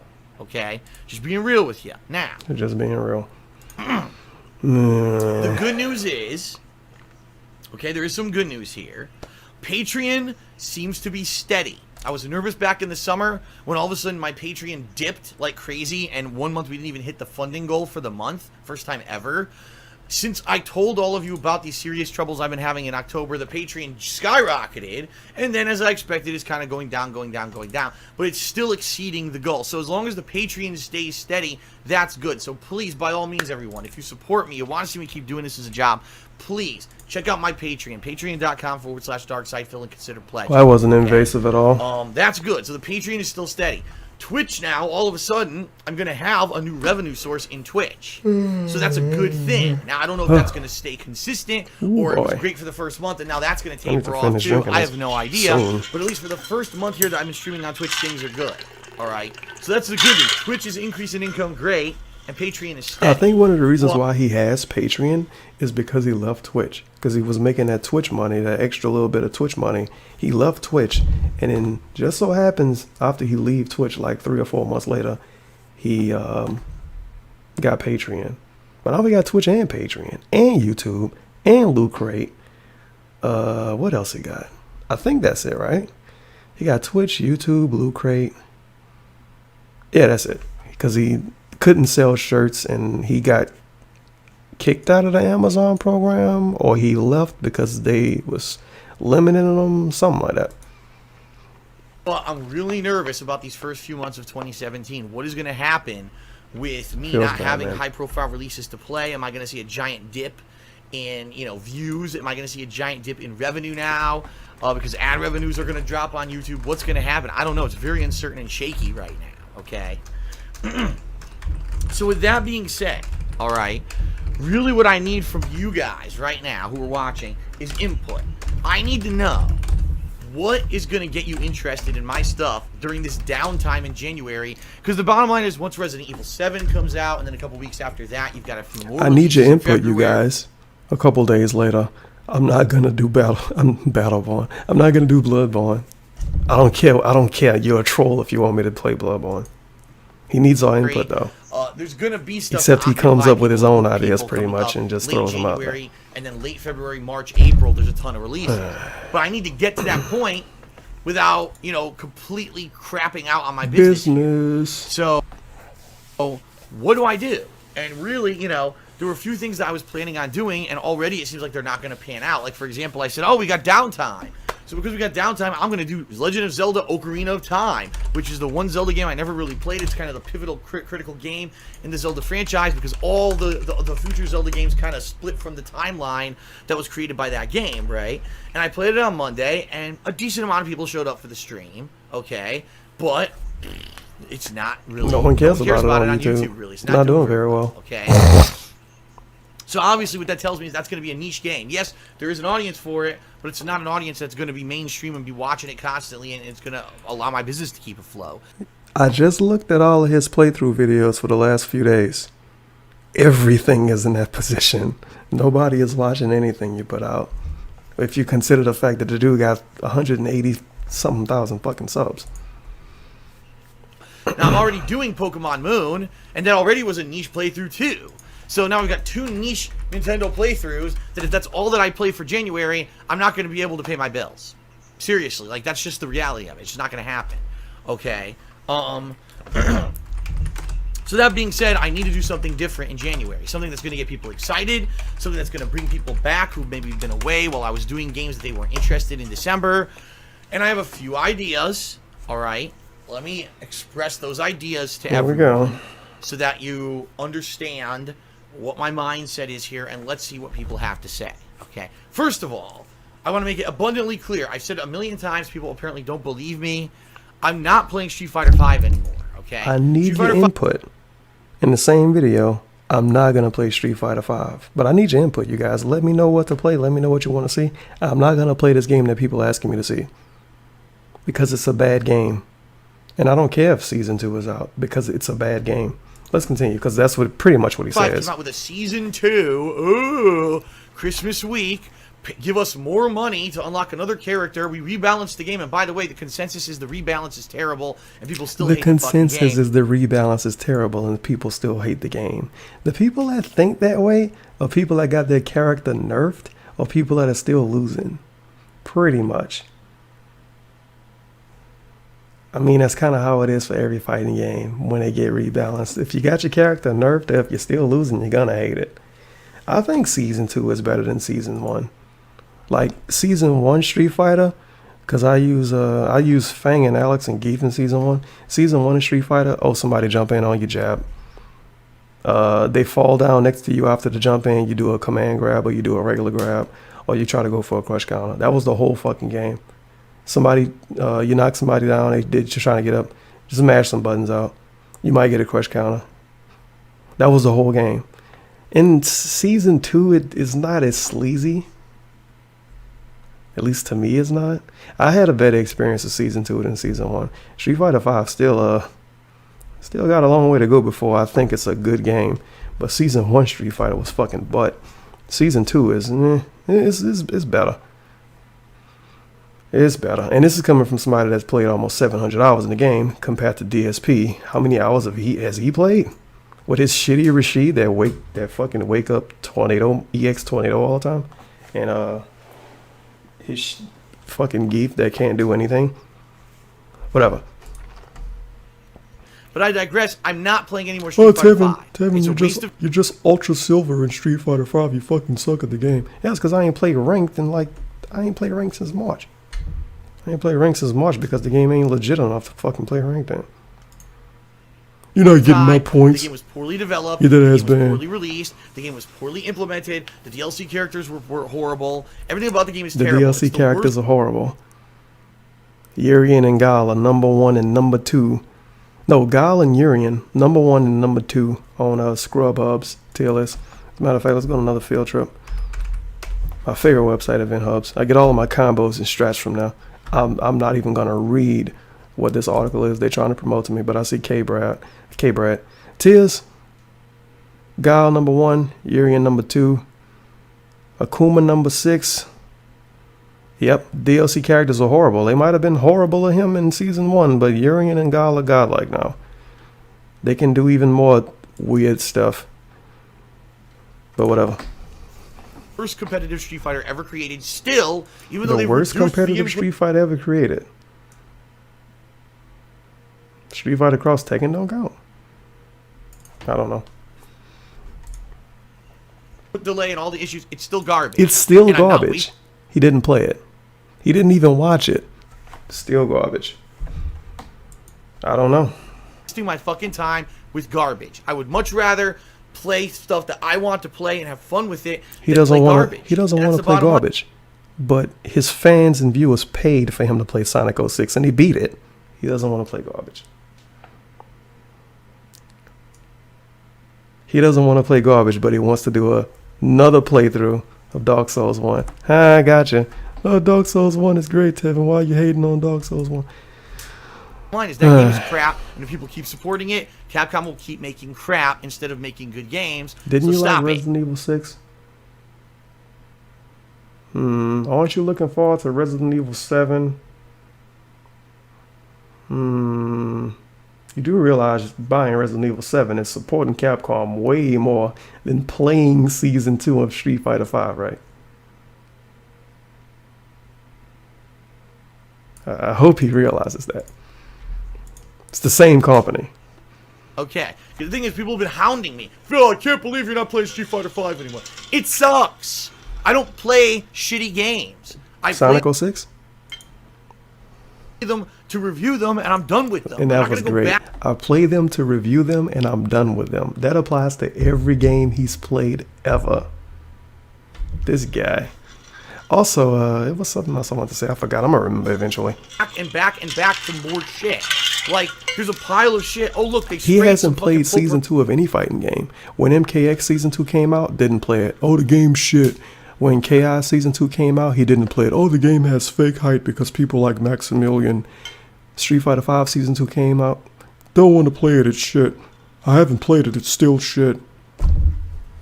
He's not going to play season 2 of anything, is he? Because season 2 isn't going to get as much views as season 1. And it's not going to have the hype from the people that don't know what the game is yet. Like, if you know what Street Fighter 5 is, you know what it is. You're not going to watch Street Fighter 5 because it's season 2. You know, as the hardcore people are going to say, oh man, season 2, I got to see it. But the average viewer is going to say it's season 2. It's still the same game. If they called it, I guarantee you, if it was Super Street Fighter 5 or Ultra Street Fighter 5 and it was a completely separate game, this motherfucker would have bought it. And he'll be playing it. Guarantee it. Should I shove my face right the fuck Just back like he into did a with Street Fighter 4. pile of dog shit? And he thought that game was bad in a lot of ways, I'm not too. going back to it and wasting my time. Stop it. And stop. It's so crazy how people are like, I need to go back to it. Phil, you got to keep playing Street Fighter. No, if the game sucks, it sucks. The thing is, there's other fighting games coming out. Listen to this. Be good. Injustice 2. Injustice 2. He's implying Injustice 2 is going to be a good fighting game. Does he not remember Injustice 1? Does he not remember the dude spamming bullets at him? Does he not remember, do you want to play the fucking game? Injustice fucking blows. I kind of hate another round fighting games, though. And I don't even care if somebody get mad at me for that. I don't care if you want to defend another round fighting game. You can hold that shit. I fucking despise another round fighting games. I'd rather play Skullgirls than another round fighting game. They fucking blow. They really, really fucking suck. Really fucking suck. I hate another round fighting games. Never liked them. I hate all Mortal Kombats. The only one I kinda can deal with is Mortal Kombat 3 Ultimate. And Injustice. The only thing I can deal with in Injustice is Batgirl. Only thing. I fucking despise Injustice. I hate another round fighting games. Hate them. And DSP doesn't have a good track record with nether realm fighting games either, as I knock my drink over. But it's alright, because it's got a top to it. Because remember when he played MK9? That was a disaster. When he played MKX, disaster, because the netcode. He didn't play MKX XL, because he doesn't play games when they get a Season 2. Hopefully Injustice 2 has the same netcode as MKXL. But this is DSP, so he's going to complain about lag anyway. And he's probably going to call the game shitty because it's DSP. Hopefully Tekken 7. Yeah, hopefully Tekken 7. We know how good DSP is at Tekken, right? Yes. Footsie. Oh, I hit you. Juggle combo, you lose. DSP is going to be godlike at Tekken 7 because he plays Tekken all the time.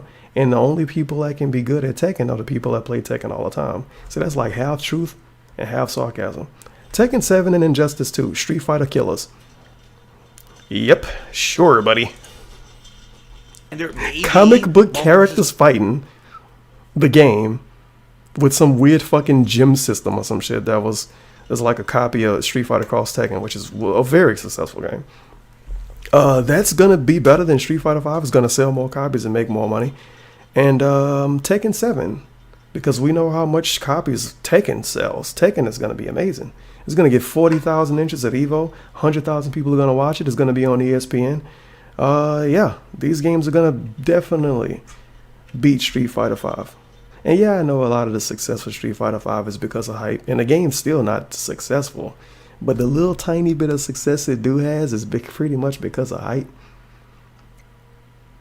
But do you really honestly think, and I'm asking you, person watching this video, do you really honestly think the mainstream fighting game audience is gonna latch on to Injustice 2 or Tekken 7? Do you really think that? Check the Twitch directory for Street Fighter 5 at any given time. And check the Twitch directory for MKX at any given time. And at any given time, Street Fighter 5 is still beating MKX, even though Street Fighter 5 is not a very amazing game. It's got a lot of problems with it. It always had a lot of problems with it. It's probably always going to have a lot of problems with it.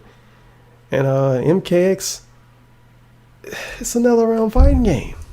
It's you can't compare another realm fighting game in Tekken to Street Fighter. You just can't. Because you got Jogo Combo the game in another realm fighting game. You can't compare them to Tekken. Not Tekken. You can't compare them to Street Fighter. You might as well compare fucking Guilty Gear to it. Capcom Infinite later this year, right? Oh, we'll see. This is it too. Another one. Let's focus on those. Marvel vs. Capcom Infinite.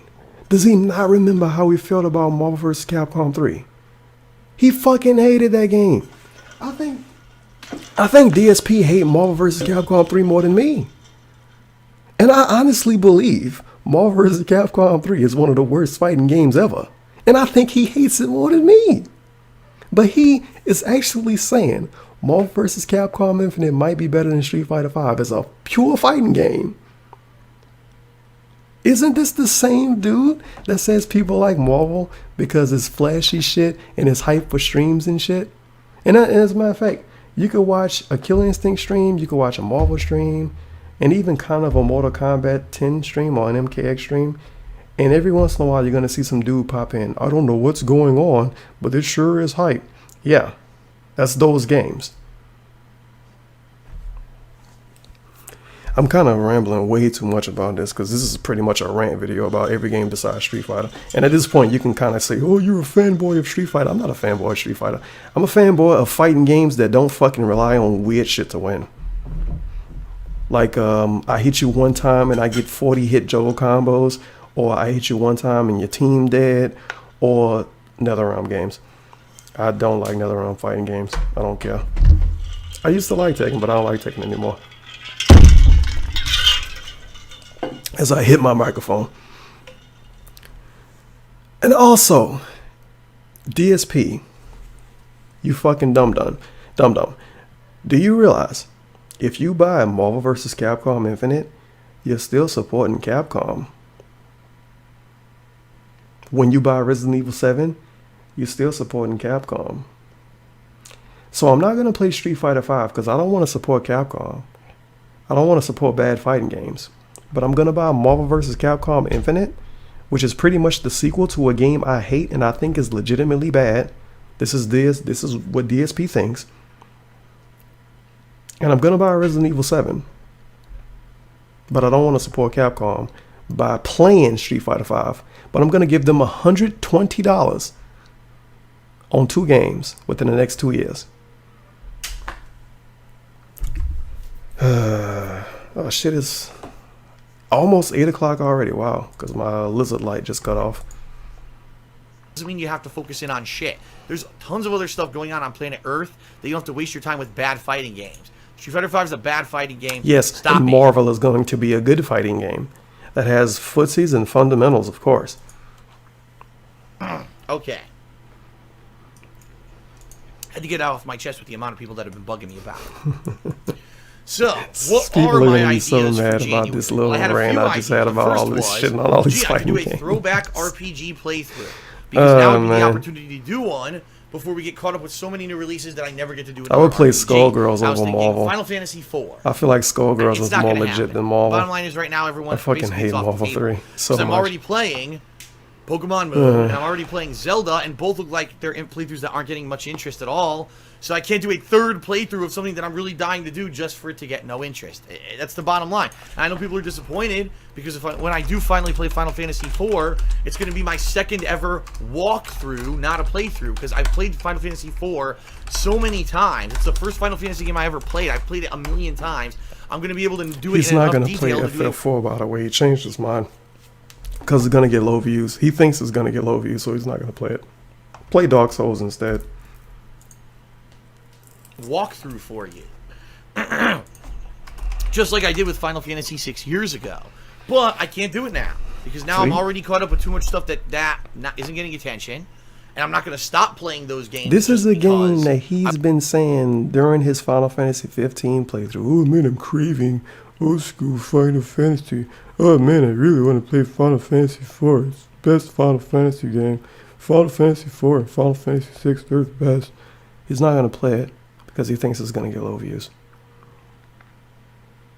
Insert the meme here when he says it's almost like he plays games to have fun. Because if you're not playing the game because you think no one's gonna watch it, then you're not playing games for fun, my boy. Take out another loan. Take out another loan and play what games you want to play. Final Fantasy IV is on hold. It's like he don't have kids anyway. He won't live to be super old. Take out a bunch of loans. Who cares? And some people are like, let somebody else pay for it one day. Call this out too. Why doesn't Phil go back and finish Scarface? All right, I'll tell you why. Let's see. The game sucks. It's just fucking an endless grind of bullshit. I hated a lot of it. It was funny because it was kind of like Final Fantasy 15. So he won't go back to Scarface. Number one reason, the game sucks. Number two reason, endless grind of bullshit. There were moments of greatness where you could see where Scarface kind of inspired some of the best things about these open world sandbox games of the future. But the fact that there's such a repetitive grind of garbage gameplay in there, repetitive grind of garbage gameplay, ruins the game. Okay. And people are like, why don't you go back to it? It was a good game. He was getting views. Wrong. The streams weren't getting views, and the videos on YouTube weren't getting views. No one really cared about this playthrough, except for guess who?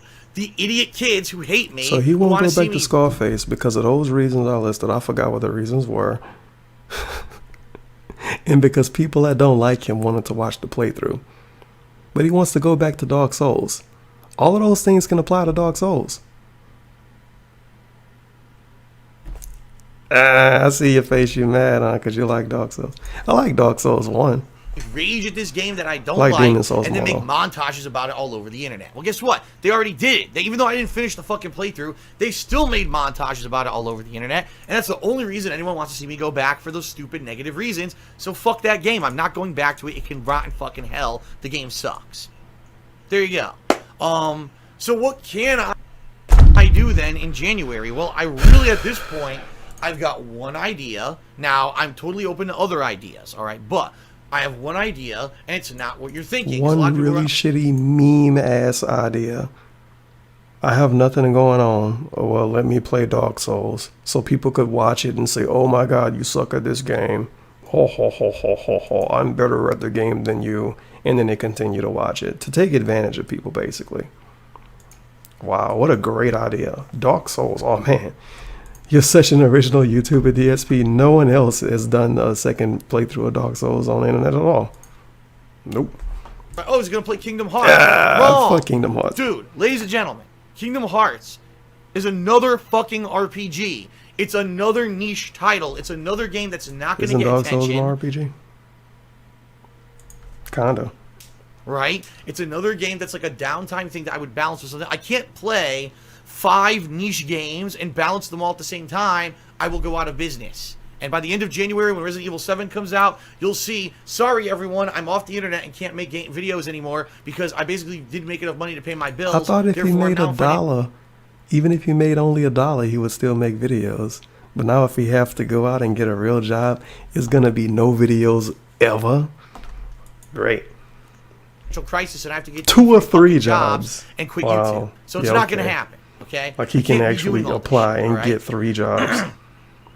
I need 34-year-old man with back problems. What the fuck is he gonna do? Excited to watch my Sit stuff at a desk? at a month when generally there's nothing else going on in gaming. My idea is something that I've been playing with in my head for a while, and something that I've wanted to do and really didn't have an opportunity to do, and now I'll maybe have the opportunity to do it.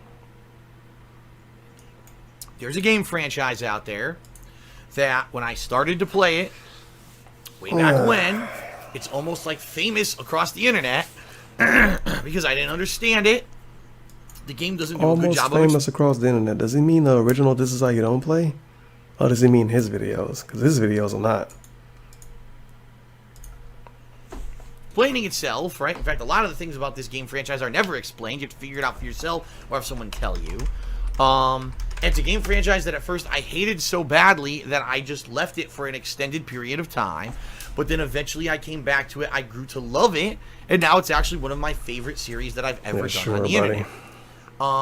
So much so that I've played every single sequel and game kind of in that continuous series since they've been released. It's of only course, like what a I'm talking few of about them, though. is the games from Software. Dark Souls, Dark Souls 2, Dark Souls 3, Bloodborne, Demon Souls. My favorite Souls game is the one that run at 30 FPS right now, right?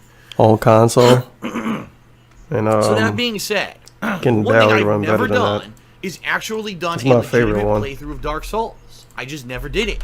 What did I do? I flubbed it. The first time I tried shit, to I'm play the hitting the game, I wrong didn't keyboard. understand it. I didn't Stupid. even know the basic gameplay mechanics of how the game was supposed to freaking work. I ended up sucking ass in this game. And eventually, I ended up quitting it, not knowing where to go, what to do, and just being so frustrated, I said, fuck this, and I stopped playing it, right?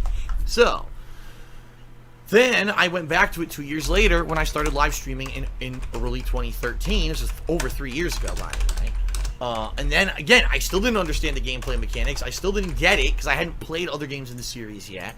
And really what happened was I ended up having a hand-holding kind of run where people were like, you need to do this, you need to do this, and they would show me what to do through summoning people or people just through the stream chat explaining blatantly to me, this is what you do. Wow, this throat clearing. And honestly, I didn't legitimately beat the game. It's true, not even close.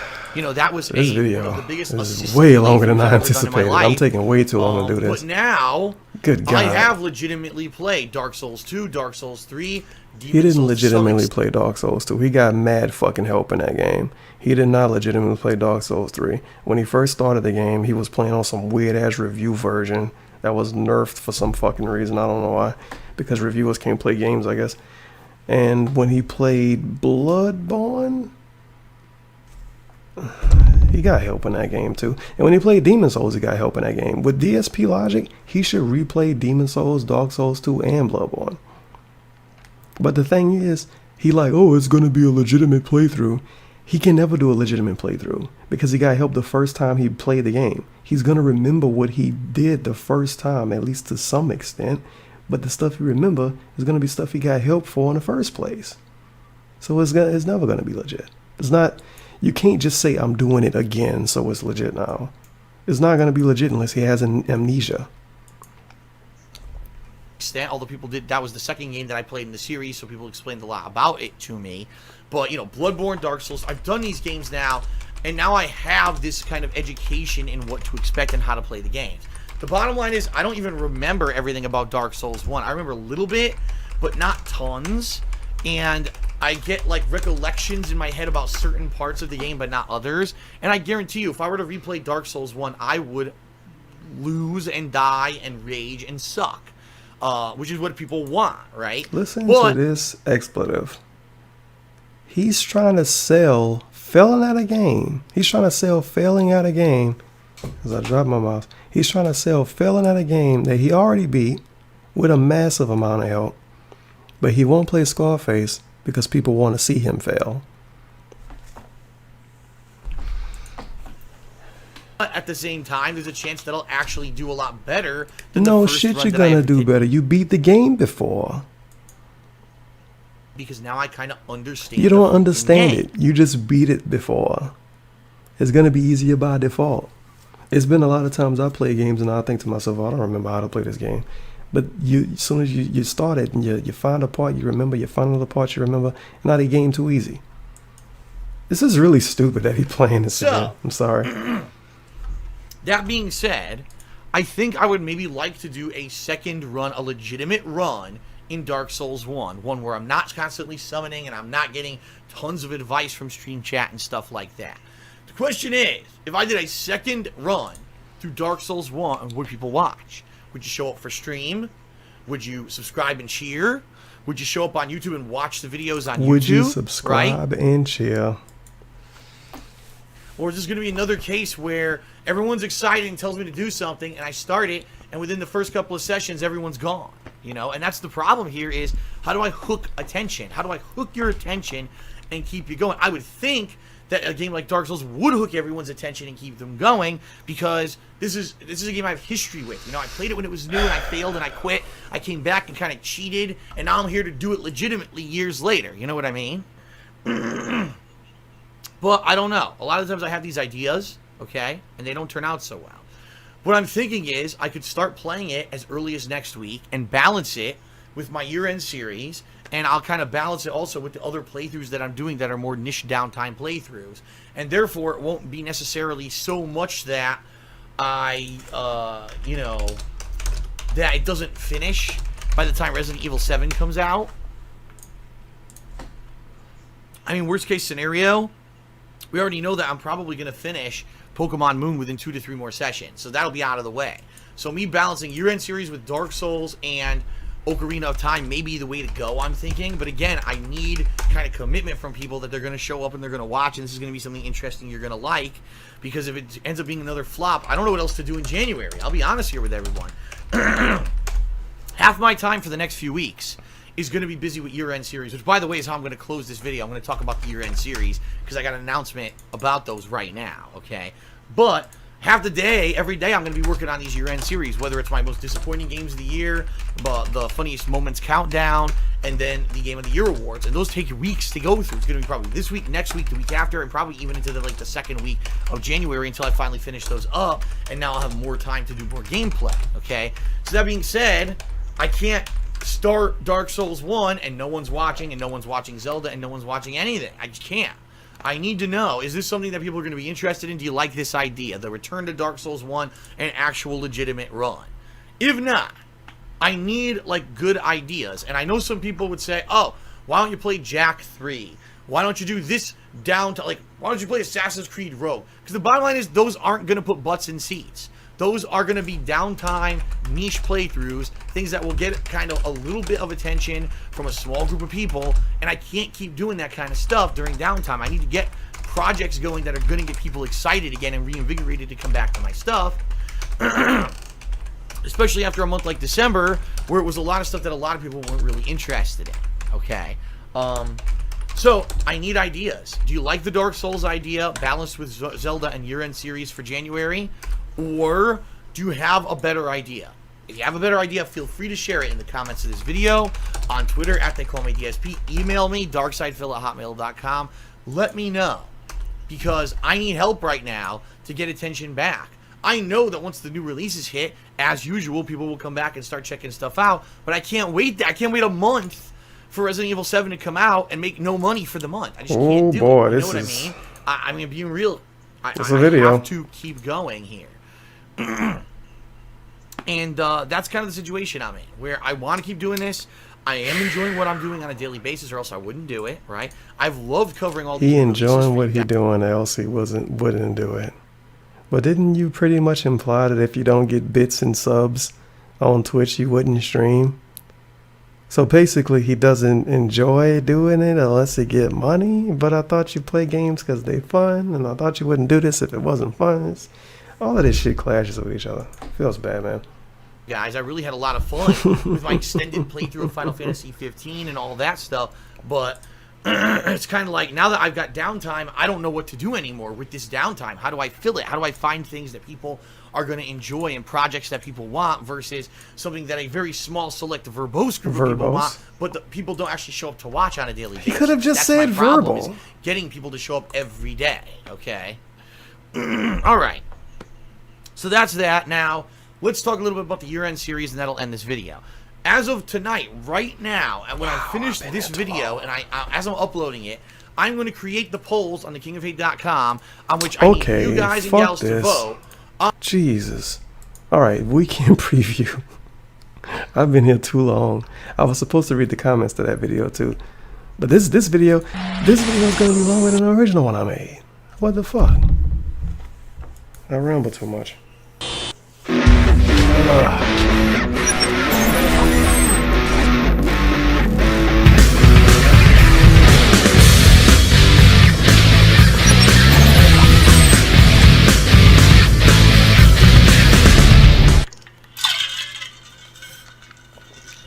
All right, what is going on, everyone? DSP. What is that shirt? It looks terrible. Welcome to the weekend preview. It's got white January splotches 1st, all over 2017. That is right, ladies and gentlemen. Today is the very first day of the new year. My camera's crooked again. You know, even though it's a new year, some things just never change. I don't know how this keeps happening. It looks like, there we go. It looks like something bumped the tripod. Almost out of here. Hello, everyone, and welcome to a new year. Dude. He took up I'm my excited. I hope you're day. excited. A lot of people said that 2016 was a really bad year for them. Ignore the for me, it was a fact mixed that I was bag. falling I think asleep. in a lot of ways, But still, things went really well in regards to things like, my initiatives on KO Gaming to make a channel that was not just raw gameplay. I know this sounds I'd say great probably for for the at least the microphone. first half of 2016, my initiatives right here on the King of Hate vlogs, Probably different annoying kinds as of vlogging and stuff really took off.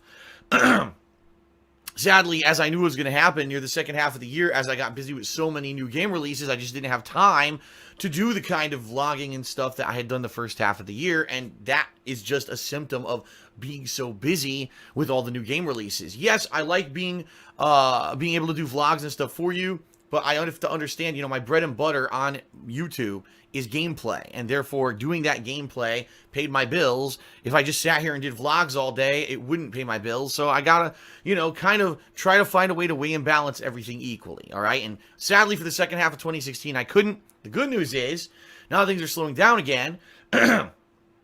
In regards to things such as vlogging and such, I could work a lot more on them. And in regards to KO Gaming, holy crap, are you going to see a huge amount of fun edited stuff on KO Gaming in the next few weeks, which I'm going to discuss right now, okay? So, the good news is, sorry, my phone vibrated here. The good news is that pretty much all of the lingering stuff from 2016 is now finished. All of my game playthroughs from 2016 that were big major releases are done. All the major game reviews are finished. The only one thing that's kind of still lingering from 2016 for me is Pokemon Moon, which, good news, I'm near the end of the game. People are saying 1 to 2 more sessions tops, and I'll actually be done with Pokemon Moon, which means officially, yeah, I'll be 100% done with everything from 2016. At some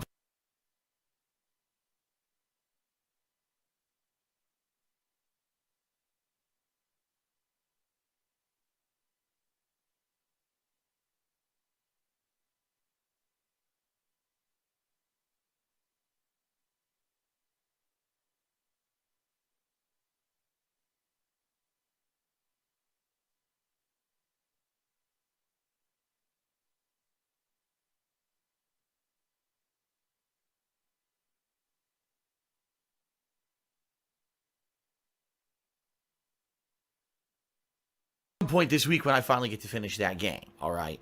So, the bottom line is this week is going to be unique. It's going to be interesting and different because not only are you going to see gameplay, you're also going to see a lot of edited style year-end series. Yes, they're finally starting this week. I know a lot of people have been saying, where are they? What's going on?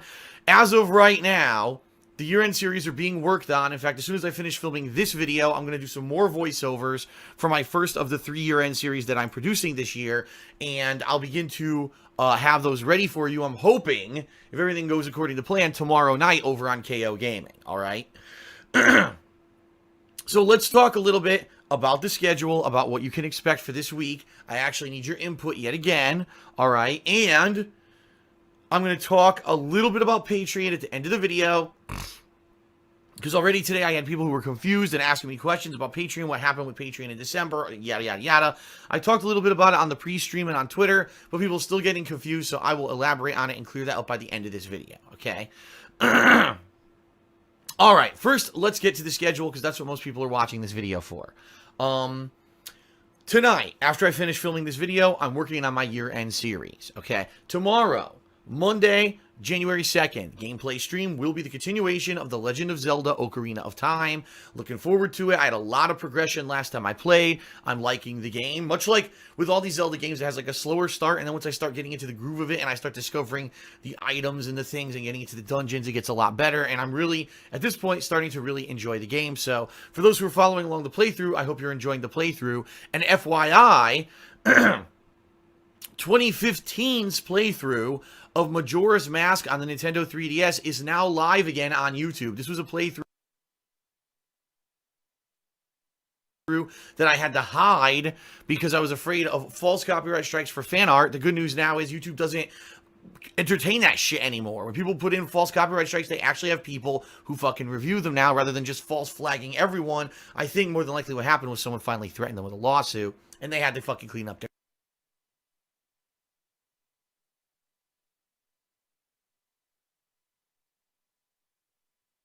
act. So, I made it live again on YouTube. So, yes, you can continue to watch, or you can catch up and watch Majora's Mask if you never saw that playthrough. And now I'm doing Ocarina of Time. That will continue on Monday. Monday night, again, I'll be working on the year-end series. The first series I'm doing this year, the top 20, yes, 20 most disappointing games of 2016. The way I'm doing it this year is much different than I usually do. Usually I'll say, oh, the top 20, and by the way, it's 20 parts. No, I'm not doing that. The way I'm doing it this year is I'm probably going to have maybe 4 parts, we'll see, where each part will span 4 or 5 games. So that way, it's a lengthy video, it has a lot of content in it, and I'm able to get it out in a digestible portion, rather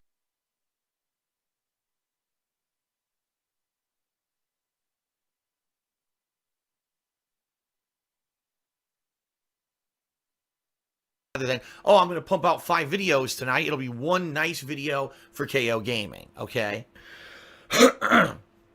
So, I'm hoping to release part 1 of the most disappointing games of 2016 Monday night. Hopefully, we'll see what happens, all right? Tuesday is the final day of the patron multiplayer event. It's been fun over this past week playing with patrons in Overwatch and Battlefield 1. And Tuesday's not going to be any different. It's going to be the same deal. Half a session of Overwatch and half a session of Battlefield 1 on stream. And then that will officially end my patron multiplayer event. And I will say this, all right? If you were a patron of mine in the month of November and you did not get to play with me, or you did get to play with me, but you're still interested, don't worry. I might still be looking for people. In fact, I almost guarantee you, especially if you want to play Battlefield 1, we don't have a lot of people who've been playing that, so we have open spots if anyone wants to do co-op or anything like that. And Overwatch as well, I'm not sure if we have a full party for Tuesday, so keep your eyes and ears open. I'll be talking more about that on Twitter, and obviously during that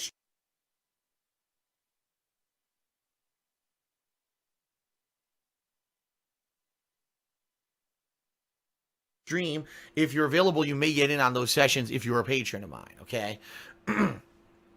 All right. Tuesday night, I'm continuing work on the disappointing games of 2016 countdown. Wednesday, this is when it gets interesting. I think what I'll probably do on Wednesday is another session of Pokemon Moon. Now, I don't know if that'll conclude the game or not, all right? But I'll probably do more Pokemon Moon on Wednesday. And yes, Wednesday night, more of the year-end series. I'll be working on them. Thursday, probably, depending on how things went with Pokemon Moon, maybe I'll want to finish it. Maybe I'll want to do more Zelda. All right. And yes, again, Thursday night, more year-end series. But what it really gets interesting is this weekend, around Friday-ish into the weekend.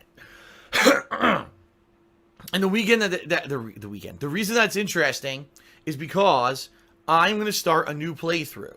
Now, I kind of have an idea what I want to do. I talked about it in a video earlier this week right here on the King of Hate Vlogs. I said, I'd like to do a legitimate run through Dark Souls 1.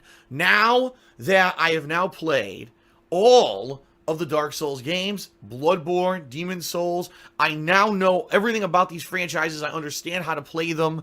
Now I would like to maybe go back to Dark Souls 1 and do a legitimate run through it for the very first time. Because the bottom line is, I never did a full playthrough of the game by myself. I did like the first third to half of the game by myself. And then I failed. I quit. I came back 3 years later. I live streamed it and people held my hand throughout the entirety of the game. And it was not a legitimate playthrough. It was more of a tour of the game for me where I got to see everything. But I didn't legitimately really be any.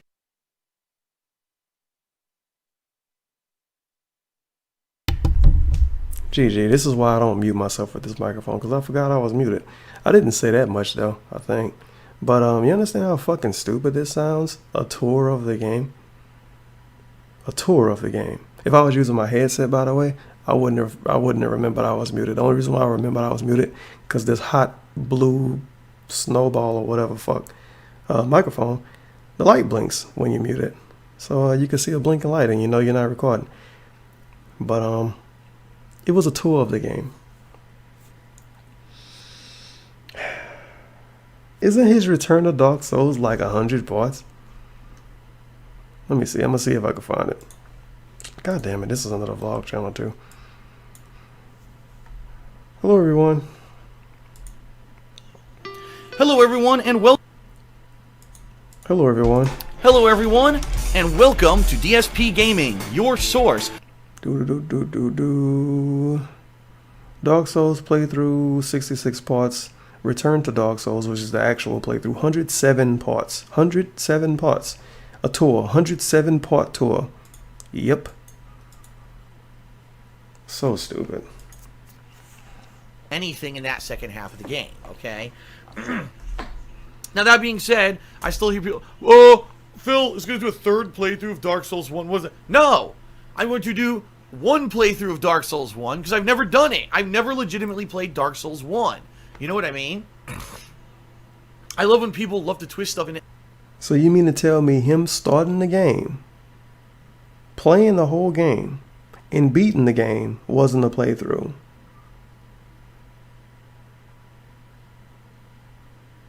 Because he got help. So with that logic, how many of his playthroughs don't exist then? But we twisting his words, even though he twisting the situation? This is so fucking stupid. Just play something else. And everything has to be negative to them. So because I'm replaying a game I've already played in the past, it obviously means I'm doing a second or third run, and it's not important. I thought you toured it when you didn't play it. Ridiculous. I think it's one of the more interesting ideas Also, I've ever look how had. stupid he is. He think him playing Dark Souls is going to make people that don't like him want to watch it, and people that do like him want to watch it. The people that don't like him are complaining about it, you know, en masse, pretty much. He points this out in his video, but he wants to play it anyway. Well, who the fuck you think are going to watch it then? I don't know. Go back to a game that whooped my ass, and yes, I saw the rest of the game with getting my handheld. Now actually go back with all the knowledge of that series and try to legitimately It's not beat it for legit myself. because you know how to beat it already. Because you got handheld. Does he not get that? Okay. I can't even do the fake yes, smart sometimes. There'll be face cam. A lot of people have been wondering, will there be face cam for this playthrough? Yes, I'll have a face cam. I'll have a death counter. Everything that you've come to expect from my Dark Souls playthroughs will be in this playthrough. You mean the gimmicks? Now, I tossed... Whoa. His camera You see going that? ape My shit. camera autofocused. It hasn't done that in years. It's What a the ghost. hell? That was bizarre. Now it's not doing it. What the hell? I'm I tired. hope it doesn't keep doing that. That's the first time I've seen it done it in years. Anyway, I tossed this out as an idea about the middle of this past week in a vlog, and I said, listen, what are your thoughts? Would you like to see that or not? Because the bottom line is, as I said earlier this week, I need to do something in January that's going to get people excited and watching my videos again on DSP Gaming, because the bottom line is right now viewership is way down, mostly because of two reasons. Number one, because December was pretty much a month where I was just doing playthroughs no one cared about, right? Games like Dead Rising 4, The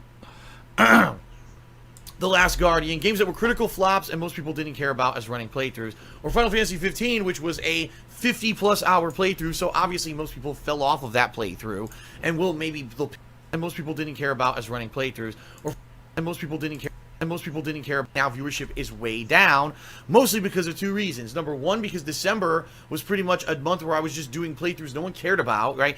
Games like Dead Rising 4, The Last Guardian, games that were critical flops. The Last Guardian, about as running critical playthroughs. flop. Final Fantasy 15, which was a Critical 50-plus flop, hour 9 out of 10 playthrough, from so obviously GameSpot, most people 83% fell on off of that Metacritic, playthrough. 7 out of 10 And from we'll maybe IGN. pick it up and watch Critical it later, but there was no flop. way that most Does he know people what- would be watching a 50-plus hour long Does he know what playthrough. critical flop means?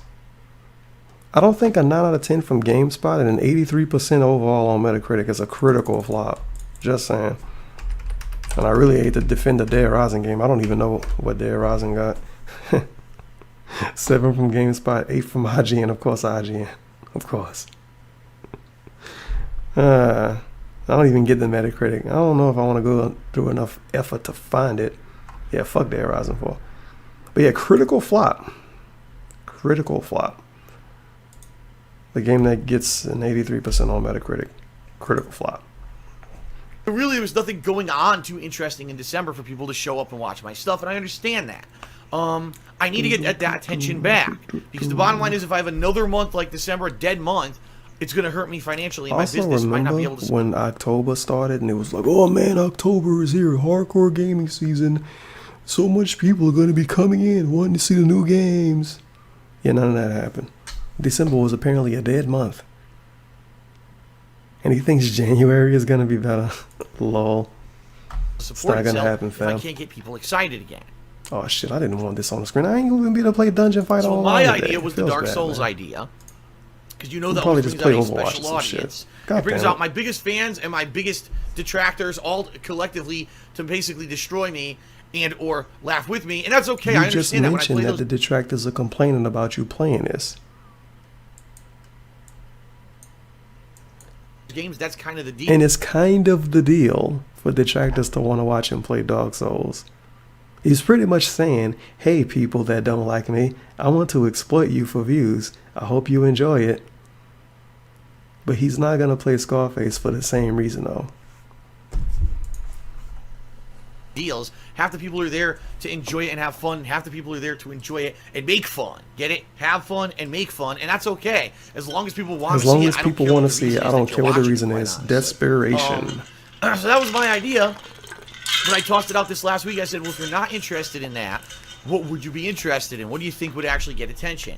And it was interesting because about half the responses I got were, this is a great idea, Phil. You absolutely should do it. A running playthrough for January where we're playing Dark Souls 1 and tackling it legitimately for the first time. We want to see it. The other half was like, definitely. You know, we've seen you play Dark Souls. The Dark Souls 1's really old now. We'd like to see you do something different.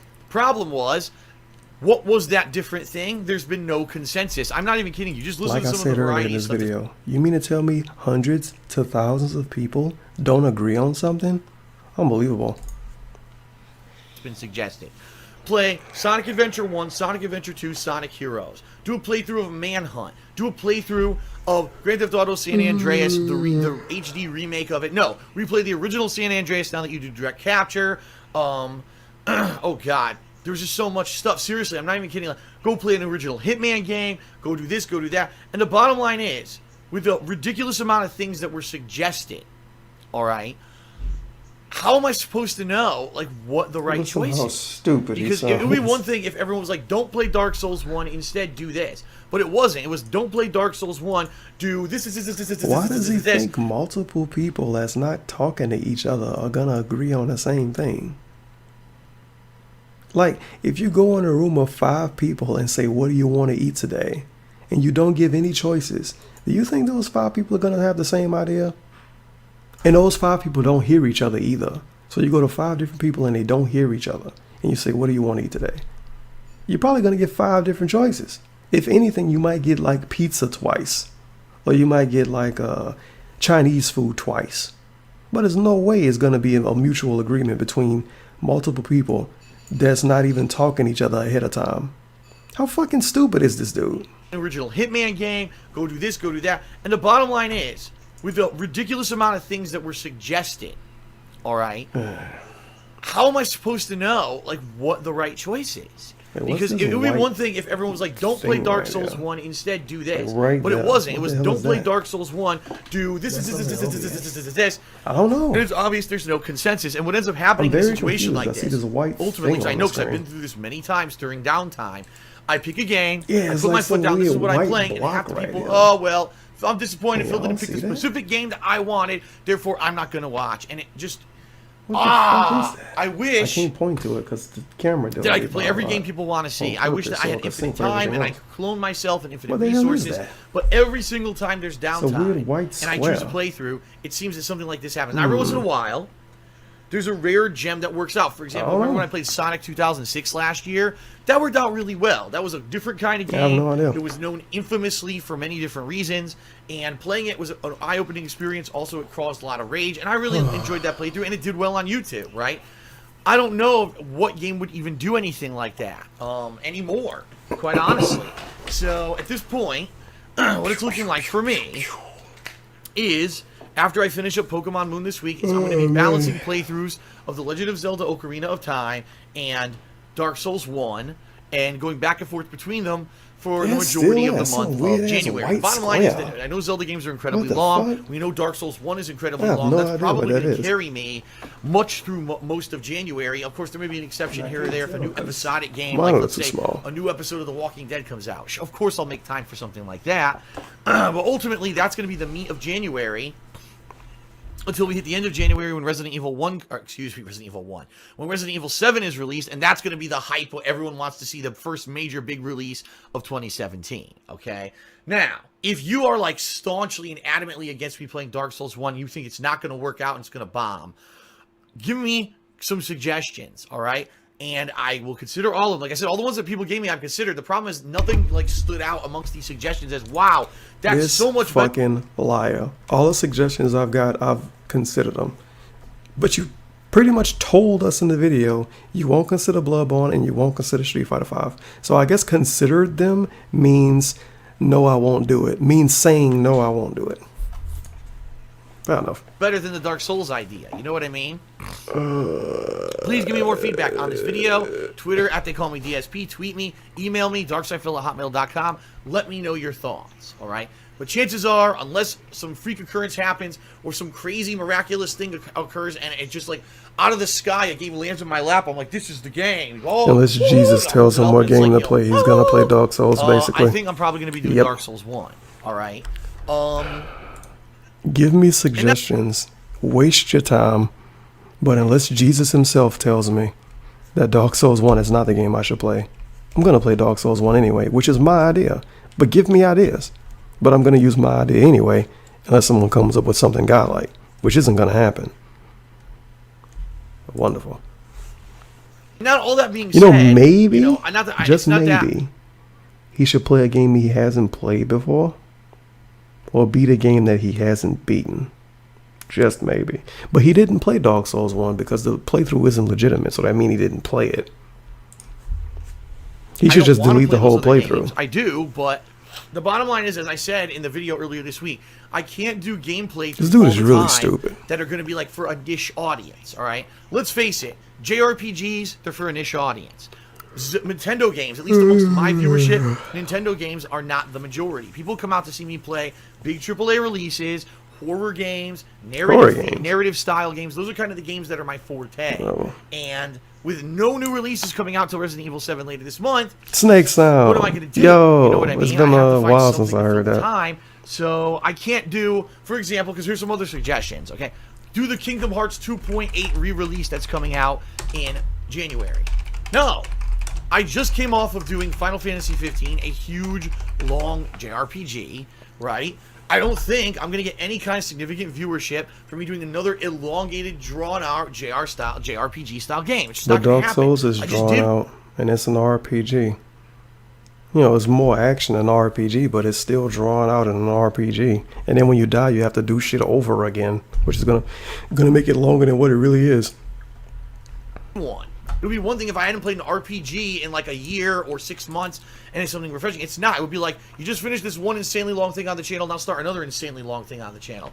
Plus, I'm playing Zelda and I'm playing Pokemon. They're all kind of for a similar audience. You see what I mean? Like, they're all kind of for the same kind of audience, and I can't inundate my gameplay channel with the same kind of video. Same thing with Knights of the Old Republic. Someone said, Phil, you got Knights of the Old Republic on Xbox 2 years ago, you never played it. You're right, because I know it's an incredibly long, drawn-out RPG, and I just did one in Final Fantasy 15. This is not the time to do that. Final Fantasy, you know what I mean? Like, whatever. I need. It's not even the same kind of game. Variety. It's not the same thing over and over and over and over and over, especially when the same thing that I'm doing over and over is not something that draws in any kind of a long-lasting viewer base. When you do an insanely long RPG, chances are half the viewership falls off. Wow, this is Utah. Because of the length of the game. Jesus Christ, because of that, dude. I have to be careful about what I do with these kind of playthroughs. Take us up.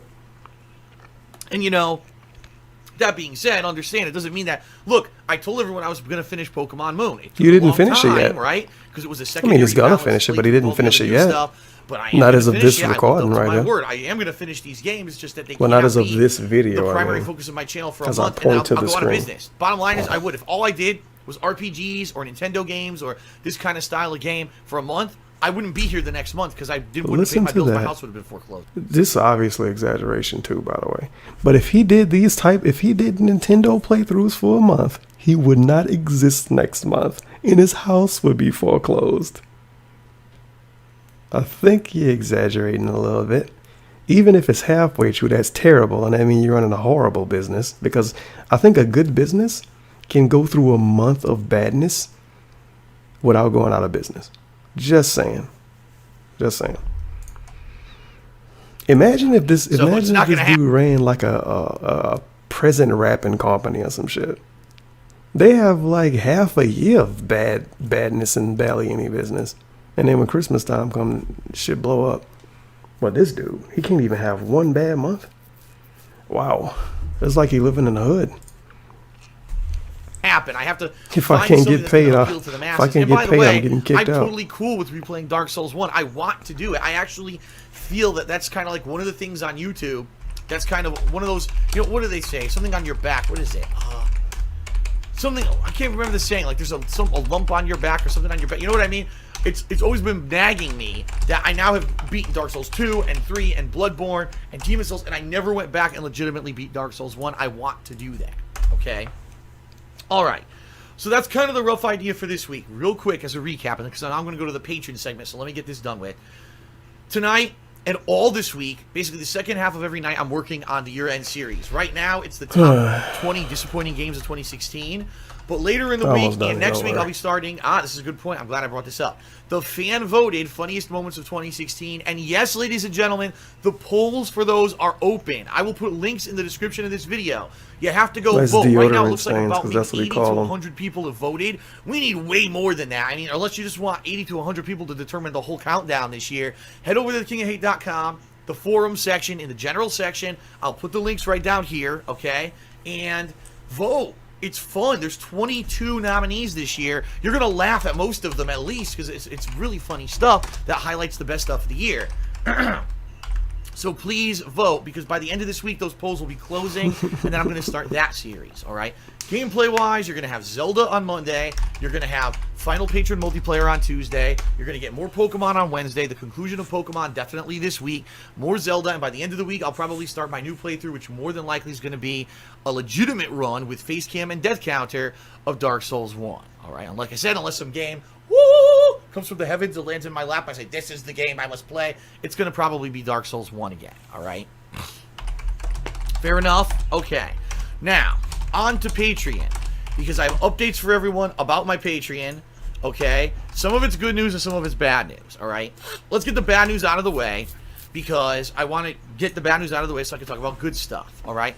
The bad news is, this month, with December, I knew this was going to happen, all right? Number one, at the last minute, just as I had predicted all December, a bunch of people lowered their pledges. I'm talking like people who had $50 pledges lowered them to like $20. People who had $5 pledges lowered them to $1, which I expected to happen. This happens every month. The problem is this month I was so busy with everything else, I wasn't really talking about it too much or emphasizing it, and people kind of slept on it. All right, and what that means is I didn't really get many new pledgees. I got a few, but I didn't get a lot of new pledgees in December. For various reasons. I get the feeling because people are busy, because people were spending a lot of money on Christmas themselves. You know what I mean? There wasn't any new AAA releases, so I wasn't really getting new viewers or anything like that. I get it. I understand. But, unfortunately, what happened was I was way above the goal, and then all of a sudden, the night of, boo, like $200. You take a look for yourself right now. A ridiculous amount of money that was pledged is gone, okay? The people all lowered their pledges. That's number one. This isn't part of the update business video. Why is this part of the weekend preview, dude? You're just basically talking about money and views for half of this video. One. Number two, over 20 people were declined, meaning when the pledges went to go through overnight, over 20 people, got declined, and it actually accounts for more than $100 of declined pledges. So not only did you have the total dip at last minute, then the people who had kept their pledges, they didn't all go through, so it's like the double whammy. All right, and when the double whammy happens, that's when we got trouble. In fact, I'll be honest with everyone. The goal for the month of December, if we hit the funding goal, was that I'm going to do a Twitch and Chill marathon stream at the end of January. Right now, we haven't hit it, but I'm not kidding you. We're like a few bucks off. Like, if a few of these people whose pledges decline go in there and update the information and they go through, we're good to go. But the problem is, all this happened at once. It was like the perfect storm. I knew this was going to happen, which is why I was trying to warn people at the end of the month. But a lot of people were so busy with the holidays and everything. They, you know what I mean? I understand, but at the same time, I can't really feel bad because I tried to give everyone fair warning that this kind of shit was going to happen. Here, let me hit this again. So all that being said, holidays and everything, whose pledges decline, go in there and update the information, and they go through, we're good to go. But the problem is, all this happened at once. It was like the perfect storm. I knew this was going to happen, which is why I was trying to warn people at the end of the month. But a lot of people were so busy with the holidays and everything. They, you know what I mean? I understand, but at the same time, I can't really feel bad because I tried to give everyone fair warning that this kind of shit was going to happen. So all that being said, we're this close to hitting the goal for January. If you pledged to my Patreon in the month of December and it didn't go through, please Go to patreon.com, update your information. It should auto-process right away, because I have it set up that it processes Oh my instantly. God. And hopefully within the next day or two, I can tell you definitively, yes, we hit the goal, or no, we didn't. But it's very possible we're going to hit it. If there's over $100 of decline pledges go through, we've definitely hit it. So the good news is, chances are we're going to hit the goal for the month of December, which means that at the end of January, right before Resident Evil 7 comes out, I will be doing this marathon stream by which patrons will be nominating and voting on games that I'm going to be playing during this stream that are going to be more downtime games, things that, not downtime, excuse me, more chill games, things that I don't need to really focus on. He could play things that aren't going Persona 3 and try to beat it. He's going to have 7 hours. He won't do that, but he could. It's played through for YouTube, but instead it would be just like a really relaxed stream where I'm interacting with stream viewers and the like and stuff like that, okay? So, Hey, double sip. that's really cool. Thanks to everyone who did pledge, and I will let you know in the next couple of days what happens. I'm feeling positive. I'm actually feeling really positive about it. I don't think we're going to have much issue, but I shouldn't say that because then people take it for granted. Oh, I don't need to update my information because my pledge didn't go through. Phil says we're going to make the goal anyway, and then we won't make it. So please, I'm serious, update your info. Now, one thing I will say, some people, when this happened last time too, people contacted me and said, well, Phil, you didn't hit the goal. Can I help you? Can I donate like a ton of money last minute and then you'll hit the goal? I mean, that's not really the point. The whole point of Patreon goals is to motivate people to pledge to the Patreon, not that someone would feel bad last minute and want to do a pledge out of nowhere to try to make the goal. But it's funny because I actually talked to Patreon about this, and they actually said, I'm not even kidding, I talked to them in the summer about it the first time that I missed the goal. And they said that even if I don't hit the goal, if I get a donation outside of Patreon, that it wouldn't necessarily, how can I say it? There's no conflict of interest and there's no violation. Like, they wouldn't be angry if I took a donation outside of Patreon to make up for the fact that I didn't hit a Patreon goal for the month, and if I wanted to still do the event. So He's not gonna not hit these goals though. No way. Like, no matter how much he fuck up, he still hit these goals.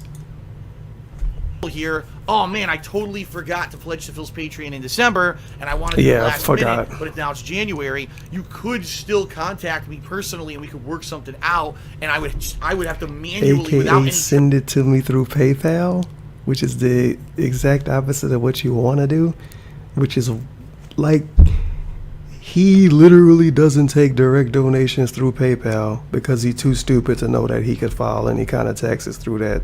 Well, with that information, which is why he only take bits as a donation form pretty much in Patreon, if you count that as a donation. But he's telling us now that they could work something out, which is basically send it to my PayPal. That's the only thing it could be, so he could hit a Patreon goal. He always been hitting his goals though, and then pointing out that he could manually add amounts of money to the Patreon goal is going to make people think that he hasn't been hitting the goals and even lying. This guy. tracking on the website basically give you the perks that you're owed and stuff like that. That is possible, but I don't want that to be the norm either. I don't want it that everyone waits till last minute. Oh, Phil didn't hit the goal, now I'll pledge for the month before. No, that would be the exception to the rule. But I'm just throwing that out there. Some people have asked me about that, and yeah, it is possible. So if in 2 days, for whatever reason, we still haven't hit the monthly goal, and if we're like $5 away, you know what I mean? It's very possible we could still hit it. We'll talk about that when we get to it. All right. Last thing though about Patreon, this is kind of it kind of sucks. Normally the way this works, just so you know, if you pledge to my Patreon, all right, your pledges will process, and then the first Sunday of the month, which would have been tonight, all right, I take the information from Patreon.com, the list of people who have pledged, and I pull up the ones who've processed, whose payments cleared, and I divvy out the perks, whether it's, oh, I gotta, ask for the forum and login information from these people so I can get the forum upgrades. Let's go home, I send the please. information on these people on how I'm gonna make a private Q&A video and how I can get their I don't questions. know why I and do this stuff to like that. myself. I do all that usually the first Sunday of the month. I can't do it this month because the first Sunday of the month is today, and we've got over 20 people who were declined. So it wouldn't make sense, because if I did them now, next thing you know, during the week, more people might have their pledges updated. Now I got to do it again, and that's how you have a lot of trouble where you lose track of stuff that's going on. Plus, here's the other bummer about it. Patreon, unfortunately, is a very, I don't want to say it's archaic, it's just very rudimentary, it's very simple, it's a very manual website. All I can really do, there's a web page where I can see who says whose payments cleared and whose payments were declined. And right now, for example, those 20 declined patrons, when they update their info, if they go through and they clear, I don't get any update. I won't get an email. I won't get even a blip in an inbox on Patreon saying, hey, guess what? This person was declined, but their pledge went through. Be sure to give them their perk. That doesn't happen. So sadly, if I were to right now, for example, process 250 people whose pledges did clear, and then 20 more people during the week, the fuck is he talking their about? pledges clear, I have no way to see that.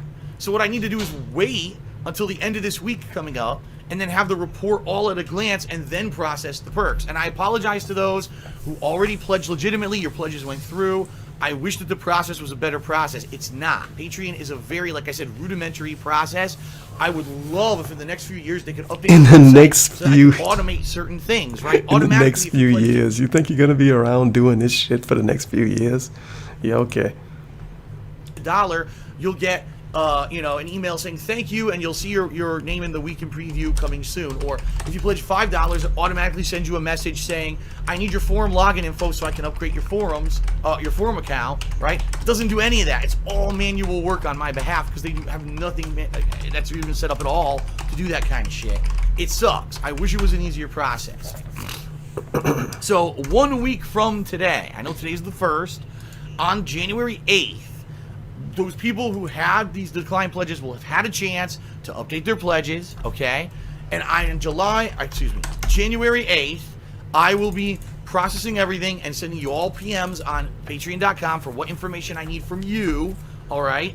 Because the bottom line is I want to get everyone upgraded by about the middle of January who is owed upgrades, because you need to start nominating and voting on these games, right? Actually, what I might just do is a nominations thread, honestly, and then pick the games that are most nominated, because we're probably not going to have enough time.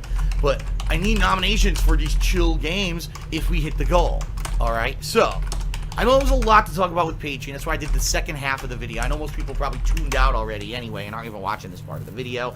But I wanted you to understand, well, that's why I can't get the perks right away. That's why everything's kind of in limbo right now. I can't tell you about what we have to goal. And in addition, that's why I don't have a Patreon crawl for tonight. There's so much fucking talking about him getting money from people that like him. It's not done. The data's not fully processed. Jesus Christ. Okay? Holy fucking all right, shit. fair enough.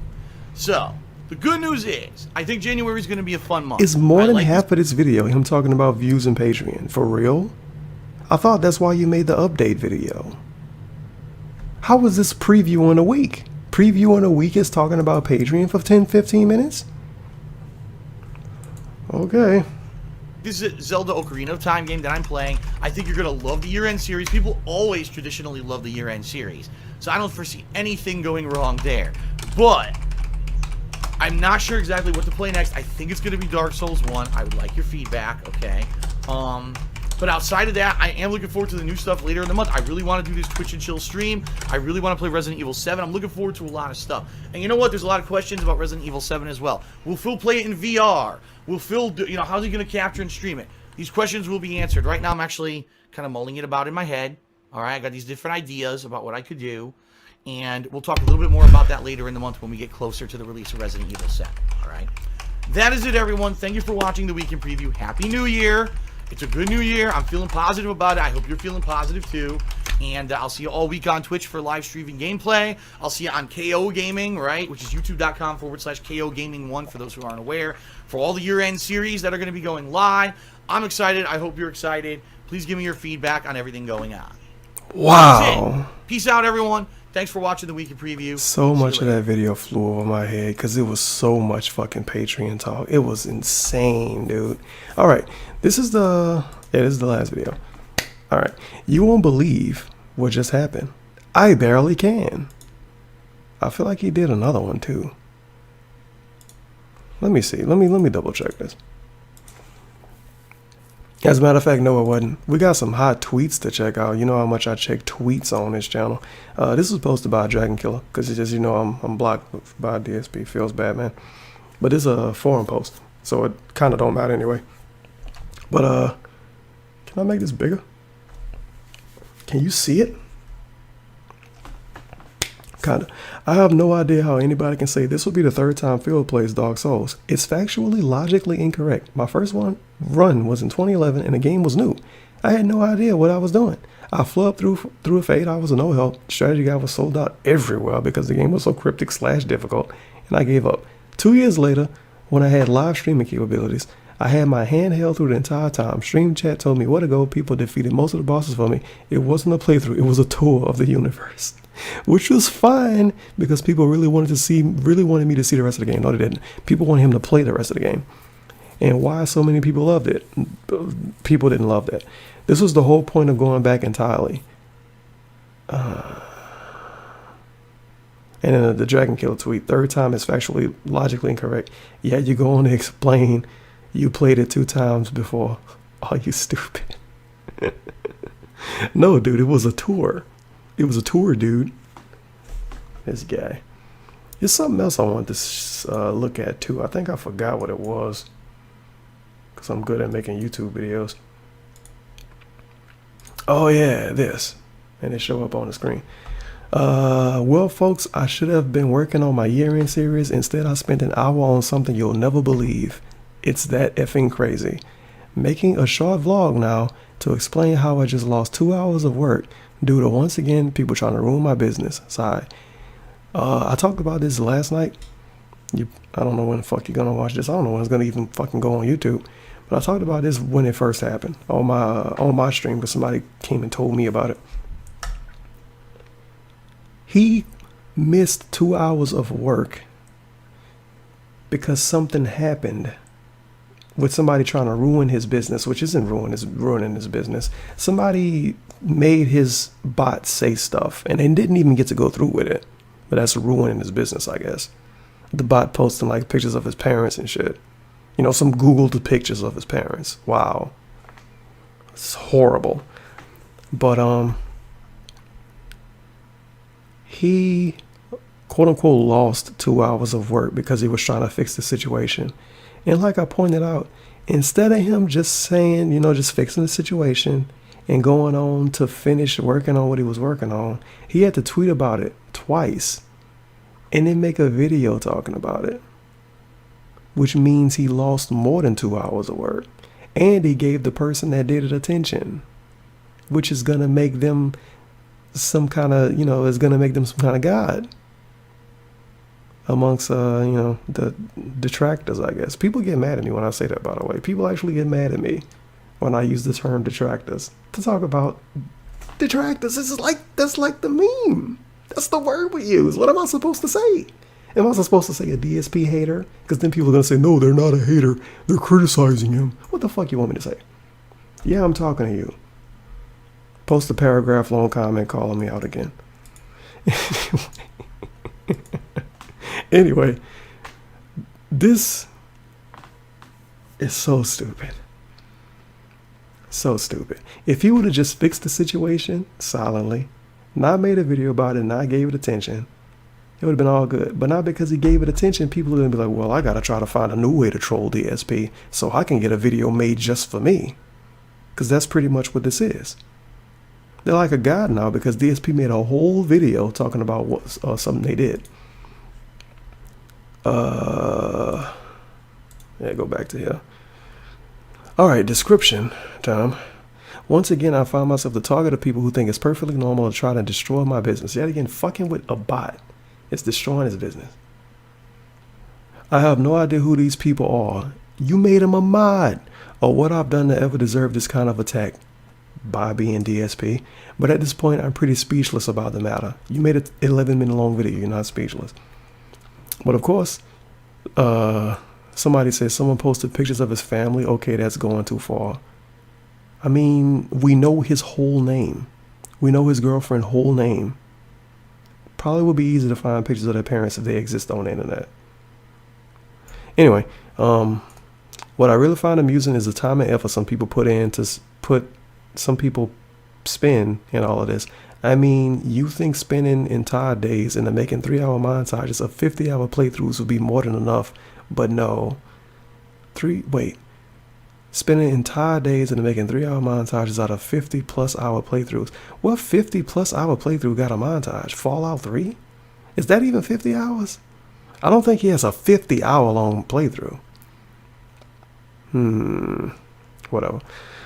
So how neckbeard do you have to be to pull something like this for over a year and then fail on your master plan? I bet the kid's gonna be distraught for life. These comments.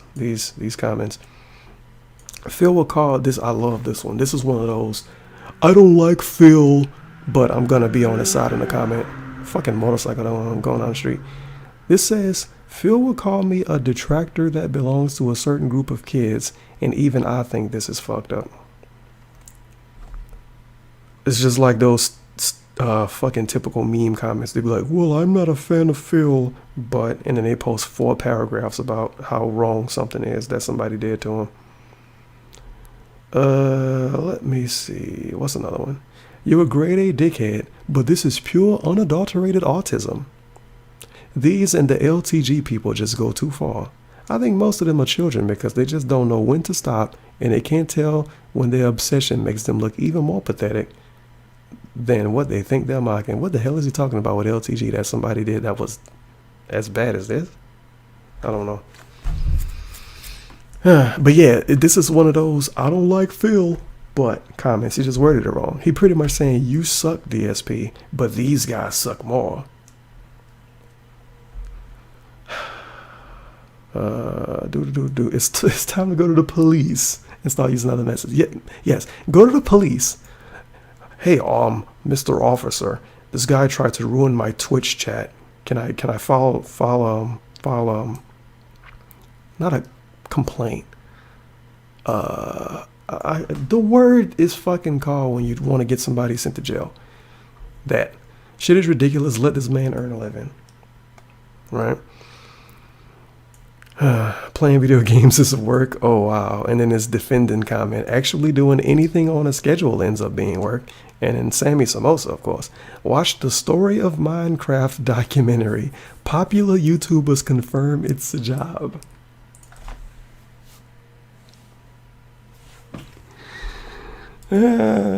It's so obvious. That person's life is in the shitter. If only that hater put all that energy into his life, he wouldn't be such a loser. This is like the same thing DSP say. You could spend that time doing something positive. You could say that to everybody. Everybody that do anything negative ever. Ugh. Wow, that person must be a miserable piece of shit with no life. Damn right, niggas. Reply. It's so sad because these people identify as DSP haters. You see it in these things like Twitter and YouTube bios. They're just glad to be noticed by somebody, I think. I say this as someone who regularly laughs at this is here we go. I'll say this as someone who regularly laughs at this is how you don't play videos, and DSP tries at parodies too. There's such a thing as going too far. These people are obsessed that they haven't been noticed. Keep sucking at games, Phil. I'll laugh, but that's all. You do realize that DSP said, by watching This Is How You Don't Play videos, you're one of the reasons why he got swatted. Right? You fucking moron. Did you not watch that video? Also, another thing I love to point out, with these drama-styled e-videos with DSP, all of these people that's commenting, you never see them comment on any other video.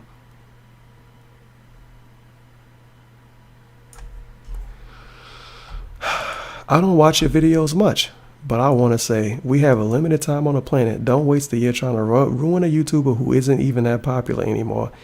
Just like learn a language, travel the world or something. What? The reason he's not that popular is because people called him out, you dummy. Do you not realize what happened?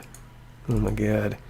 I like watching the SOK and This Is How You Don't Play, but leaking pictures of someone's father, what the fuck? Some of the haters are obsessed. It's already pictures of him on the internet.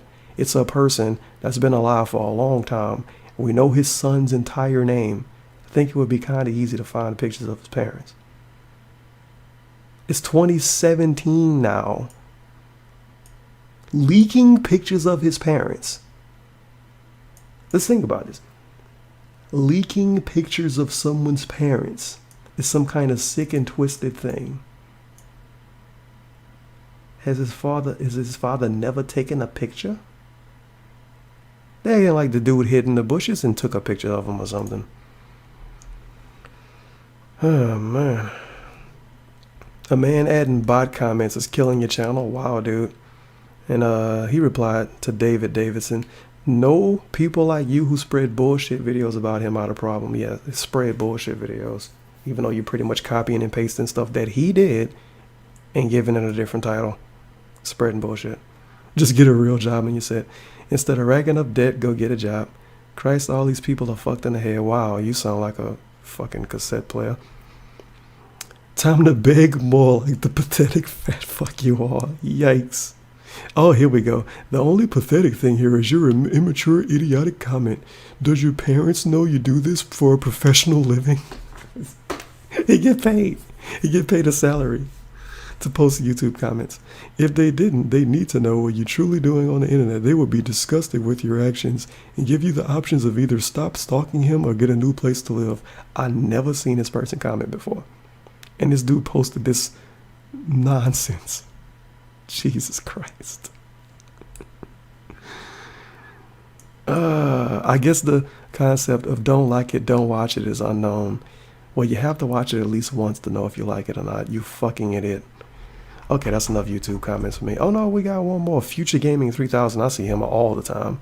And the haters wonder why Phil calls them sociopaths. The dedication they have is impressive, but scary as hell. They really are unhinged. It's a shame.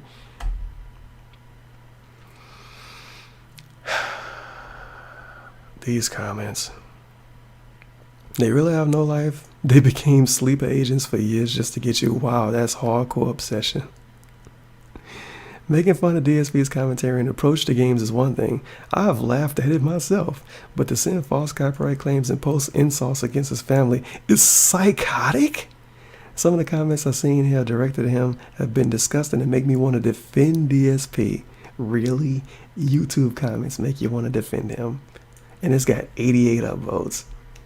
What? Never seen a YouTuber get this much hate. That's bullshit. Okay, 11 minutes long. Let's get through this and we done. Hello, folks. DSP here, and admittedly, I am exhausted. I am. His YouTube commenters, bro. His YouTube. His I don't even know what the word is for it. Anymore. His fans fucking suck. I just said something on Twitter about how I just spent the greater part of the past 2 hours when I should have been working on my. 16,000 views for this. 16,000 views. 16,000 views. Now remember when he said, hello everyone and welcome. I sub to these channels so I could avoid hearing that. Remember when he said he missed 2 hours of work? 16,000 views on that video. That one video got the same amount of views as part 1 and part 2 of his most disappointing countdown. And it's been on YouTube for less time than part 1 of it. And it's got the same amount of views as Final Fantasy 15 review. And it's an 11-minute video of him pointing out something someone else did. Yeah, that's why he made a video about it instead of just going on and doing and getting rid of it quietly and not giving it attention. That's why he made a video about it, for fucking views. And that's the thing. When you try to screw DSP over like this, you are helping him out in a way. Because this is 16,000 views. There's probably hundreds of people, maybe even thousands of people that ain't watched a DSP video in a while. And they go to this and they post their fucking cock-stroking comment. And they say, oh, well, I haven't watched a Phil playthrough in a while. And then they watch one of his other videos. So, yep, that definitely hurt him. He got 16,000 views off it, and he got hundreds of people defending him in the comments and acting like he's the best YouTuber ever. I'm sure it was worth it. He's completely wasting my time trying to get stuff fixed from another behind-the-scenes attempt of people trying to fuck with me and ruin me and my business. And it's absolutely true. I'm going to basically give you the short and sweet version. For the past year, actually, I wish I could have seen what the comments was that they said. Someone oh well, who doesn't like me created a new account on my forums, pretended to be someone else, was trying to be nice to me, nice to everyone else, nice to a lot of people on my forums, got in everyone's good graces, eventually became a moderator on my stream chat. IRC when I was streaming on YouTube, and then subsequently became a moderator on my Twitch TV stream chat, and got access to Nightbot. If you don't know what Nightbot is a robot basically for stream chat moderation, and what the bot does is it prevents things such as spamming, you know, excessive use of caps lock, or people coming in and spamming links, stuff like that, you know. But also it allows people to use some nice commands. If I wanted to put in, you know, ! Twitter, Nightbot would say, oh, here's Phil's Twitter, go check it out, stuff like that. So it's business purposes and it's also moderation purposes. It's a really good bot and it's free to use, which is awesome. This person had access to it. Oh my god. Again, after pretending to be a nice person for the greater part of a year, more than a year actually, this person set up this bot so that tomorrow, it's actually January 3rd tonight, tomorrow they were going to turn on all this nasty stuff on this bot. The bot had over 100 commands. I'm not exaggerating here. 100 commands set up involving myself, involving my friends, involving my family. His friends. Nasty stuff. What fucking so friends for example, do you have? You have you know, no friends. Get talking out of about personal issues that I've had, making fun of me, talking about insulting personal me. issues that he's had. You mean all of the ones you've talked about on the internet? They actually have pictures of my fucking father on there, which are not even public pictures. A lot of people got them if they're not really public, fucking DSP. nasty stuff. Like Did these they break people, into this their person house? spent over a year basically setting this elaborate prank up so that they could completely take over my stream chat starting tomorrow, disrupt my streaming capabilities, basically, and then force me to not work so that I could fix all I really of it. hate the people. Now, that I do want to text say me, by the thank way. you to my fans and viewers who actually were kind of diligent in keeping their eyes and ears open about this. The bottom line is I already kind of knew about it. He already kind of knew about it because he's not stupid. But he waited until the last minute to get rid of it. Acted surprised in his tweets and then made a YouTube video about it. But you already knew about it. You already knew about it, but you made them a mod. Yeah, sure, buddy.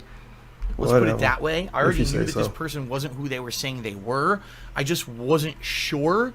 And obviously, when you have a community of people who are moderators and stuff for you and they're not paid employees, okay, you have to be a lot more lenient and you have to kind of have a lot more patience. It would be one thing if I had a paid staff who moderates for me, but I don't. I don't make a lot of money anymore. Even when he made a lot of money, he because didn't of pay false people copyright to help strikes and him things out. against me. I don't What have is he any talking kind of about? financial resources to hire professional help. I rely on viewers and fans to do it for free, and I'm incredibly appreciative of the people who do it, which is why when I kind of got wind of this a few days ago, I was surprised, but I didn't exactly know what was going on, and then I got the definitive answer about it tonight. I was like, you got to be kidding me. Didn't show sensitive information. So how did I find out about all There you go. this? Okay, how did I find out that basically my stream chat was being planned to be completely taken over and hijacked, and my streams were going to be screwed up, and I was going to have trying to to find a stop tab streaming I and try had to open. figure I all this can't out? find it. Well, God damn it. basically, these people are idiots. Sucks. They publicly talk I about mean, I this gotta kind of do shit what I all was the doing time. all In fact, over if you again, can believe bro. it, I know you'll look at this and say, I can't believe it. They have their own chat, their own streaming service and chat. The where video they all they go playing and they right now, by the way, is the DSP Christmas and Do a video I did, so that's hilarious. Wait, it's actually somebody named White Heaven that was in the chat. What the fuck? Who the hell is White Heaven? You live stream my video. Here's a Is video, that, right? is that, a video of mine, a whatchamacallit? vlog Is from that what? Theo? Fucking 2009 or something? Who knows? Well, like it's a mod in the a chat vlog too. here White Heaven. of me putting up a he's Christmas so bad. tree. This guy. This guy. Yeah, this is literally just my video. If I had a face cam, it would have been amazing, but if I had a face cam, then he wouldn't have posted it. And look at these screenshots. This guy. Let's continue. Right? And they watch these Detractor videos. They watch This Is How You Don't Play videos. And they watch videos, you know, illegally stolen from my channel. These nasty videos. They watch them stolen. here. And they all make fun of me, basically. This is their pastime. This is what they do. This is actually full-time their way to get I their really job. can't find what I was looking at. They think that this is I like can't find none of it. actual healthy I'm disappointed. behavior. 'Cause I When gotta do people this like you shit and me again. see something like this, they're like, are you fucking kidding me? So there's a bunch of people who just sit here and make fun of DSP 24/7. Yes. Yes. And this particular person who is pretending to be someone else, pretending to be a nice person and became a moderator is one of these people. All right? And they talked about the plan publicly here. Eventually, people got wind of it. They told me about it, and I shut it down tonight. So, But I thought he thank already God knew about it. that there are people out there who do keep their eyes and ears open, and they caught this ahead of time, and it didn't negatively affect my streaming capabilities. On this other all right, it would have been a disaster. Now, to make matters even worse, as if you won't believe it, because I didn't believe it until I was like, holy shit, I just realized it. This person, all right, who pretended to be a nice person, whatever. This person is the same person and or involved with the same group of people who in 2015 posted up fan art on my forums so that I could use it in my videos. And then when I used that fan art in my videos, they gave me false copyright strikes on YouTube. And because of that, my channels on YouTube were in jeopardy of being shut down, and my business was going to be shut down. So I had to remove some 600 videos that contained fan art because of this. Because this stupid loophole that YouTube had where people could use false copyright strikes against you for fan art. And when I deleted those 600 videos, my YouTube channel, DSP Gaming, dropped by about 3 million or more views. And when YouTube sees something like that, YouTube says, well, someone's got to delete videos and lose 3 million views. It means they were doing something wrong or illegal. And they removed me from YouTube search rankings, so fucking which long. Basically means my videos don't show up in YouTube search that often anymore. Okay, so when the new game comes out and someone's searching, oh, I want to see who's playing Uncharted 4, and they look for a playthrough or a walkthrough, my videos don't show up in YouTube search anymore. So I used to get thousands upon thousands of people who would come to my channel to watch my stuff because I would show up in YouTube search. And I don't get that anymore because I'm out of there because of these people who broke the law and filed false copyright claims against me. It's the same fucking people. So in 2015, a year-long plot. For the first half of the year, they put fan art on my forums. The second half of the year, they gave me false copyright strikes. They cost me tens of thousands of dollars and almost put me out of business. Now I'm actually in financial danger of having my business shut down because of these fucking assholes. So now for 2016, they were like, what's the next elaborate thing we can do? Waste another year of our lives. Oh, we'll pretend to be nice people so that we can get in Phil's good graces, become moderators. Why is he saying an hour and one person did it?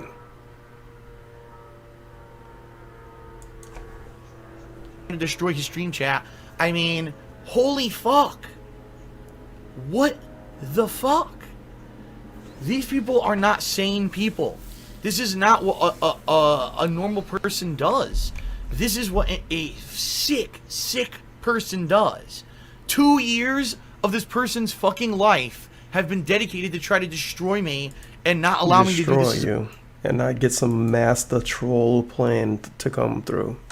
Yes, destroy him, you guys. He acting like they was gonna leak a fucking sex tape or something. And basically destroy my life because now, you know, because I'm so low on funds, I can barely pay my bills. I'm in a lot of financial debt now. This would have made you make less money. A picture of his some people in his Twitch chat would have said, "Oh my God, that's a picture of DSP's dad." Well, I can't watch him anymore. I can't sub to him if that's how his parents look. Oh my God, the bot pointed out something obvious that everyone knows. Like he didn't pay Rambo and Howard for Project 7. Whoa. I can't watch this guy. I gotta unsub. I gotta delete my Patreon pledge. I can't do anything. I can't give him money anymore. What the fuck? How fucking stupid do you think people are that this would have been that bad? It was gonna be 1 day of trolling, maybe not even a whole day, maybe like 20 minutes of trolling. He probably would have quit the stream early and fixed it, or Ahmad would have fixed it while the stream was still going. Not even 500 people watch his streams on average. It's not a big deal. It wouldn't have been that bad. But by him making a whole fucking video about it, it's going to make somebody else want to do the next thing that trolls him so he can make a video about that. Because now trolling DSP, remember, when he got swatted, he did it. Swatted. I know somebody will post fucking essay saying it wasn't a real swatting. Well, I'm not talking about all that shit. When he got swatted, he did it. When he got allegedly DDoS attacked, he did it. And now when somebody tried to sabotage his chat, he did it. Now somebody's going to try to find the next thing they can do that troll DSP into making a video about it.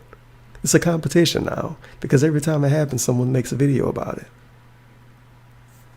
But at the same time, when he makes a video about the trolling situation, if it doesn't actually fuck him over like the copyright strikes did, he's just making money off of something you tried to do to hurt him. So you're helping him.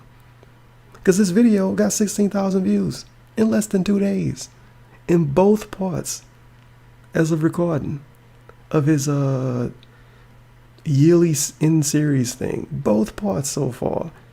only have 16,000 views. So this got more views than both of those parts. So you helped him out. Because he followed your plan, and then he made a video about it that got 16,000 views in less than 2 days. And he got all of these fucking cunts defending him in the comments, acting like he got shot at or something. To rack up debt to pay off stuff and my taxes and shit, and they think it's funny. They actually think this is funny. And at this point, I don't even know what to say or do anymore. But I'm just so fucking tired at this point. You know what I mean? Like, since day one, all I've ever wanted to do was play games on YouTube, have fun, share those experiences with others. You know, not even just YouTube, Twitch, or whatever. Share that with you and have a good laugh. And that's all I ever wanted to do. These people are so sick that they actually want to destroy me. Like, they want to get me off of YouTube, put me in financial ruin, and I don't know what they think I'm going to do with my life after that. It's certainly not like I could run out and get another job that's going to pay as much as me doing YouTube and Twitch. This is a pretty fucked up situation. So, it's almost 9 p.m. my time. Normally, I start work around 6:30 p.m. after dinner. So, I just lost about 2.5 hours of time when I should have been working on my year-end series. It don't matter, because this got more views than that anyway. I now have to try to rush to get a year-end series video out tonight. More than likely, it's gonna get out, but I'm gonna be working super late, tired as hell, and I just wanted to share this with you. This is what I'm going through at this point, and I will say this: 2016, I felt was a good year because I didn't have this kind of shit. After all the false copyright strikes and shit in 2015, that screwed me over. 2016, for the most part, was a really positive year. You know, with KO Gaming coming out and getting popular for a while there, and people coming out for videos and streams and really enjoying everything that I did on YouTube, and pretty much all the feedback I got was that I'm doing good. You know, I was having fun, and I'm still having fun. I just want you to understand, I'm not getting discouraged, and I'm not quitting. So fucking stupid. Such a stupid situation. This stuff is just, it's out of control at this point. How the fuck could you be a part of something like that and think that it's okay? You know what I mean? Trying to destroy my life. I don't get it. I just don't get. How can you do that to someone? I'm lost. Maybe because I'm a rational human, or I'm a good human. Yes, he's a rational and good human. That's why people want to do bad stuff to him, because he's a good person.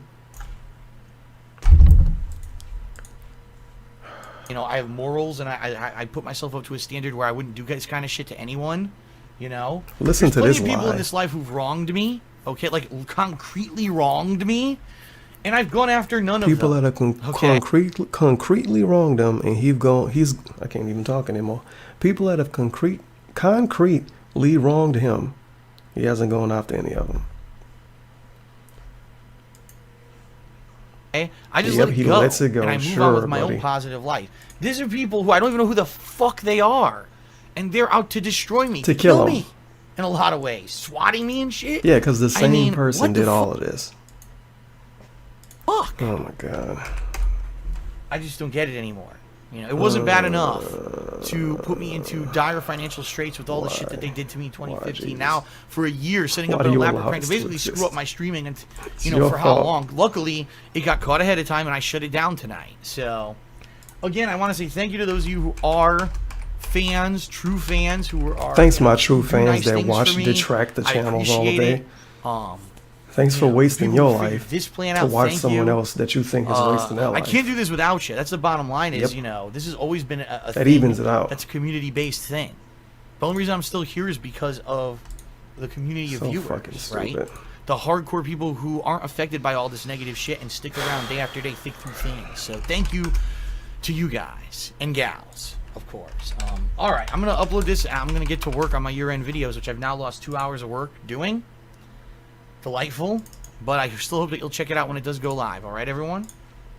Fair enough? All right, we're finally done. I got really, really salty in some of these parts of this video. This is more than 3 hours long. The video I originally recorded was like 2 hours and some change. And even that was long. For 3 hours? Well, at least OBS won't break and not record the whole thing. Jesus fucking Christ. I don't even have a hashtag. I don't even care. It's been a while since I did one anyway. Oh my God. Please. Please, anyone. anyone that's planning on trolling DSP. I don't care what the fuck you're doing. I don't have anything to do with it. But if you're gonna troll them, at least finish instead of like not finishing and then he make a video about it and get 16,000 views in a day. At least finish. Then he won't get profit based on you trying to fuck him over. Just saying.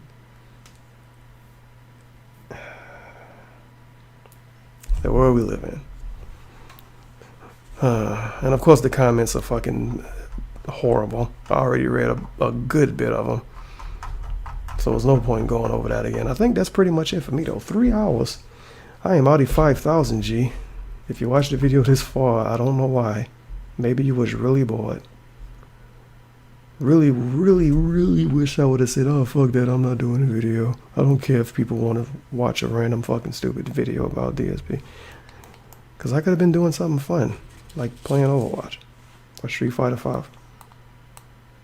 I prefer Street Fighter 5 over hearing this fucking dude talk about views in Patreon. 20 minutes in a weekend preview video. Whatever. I'm too annoyed. But I'm done. Bye. Did I wave right? There we go. Bye.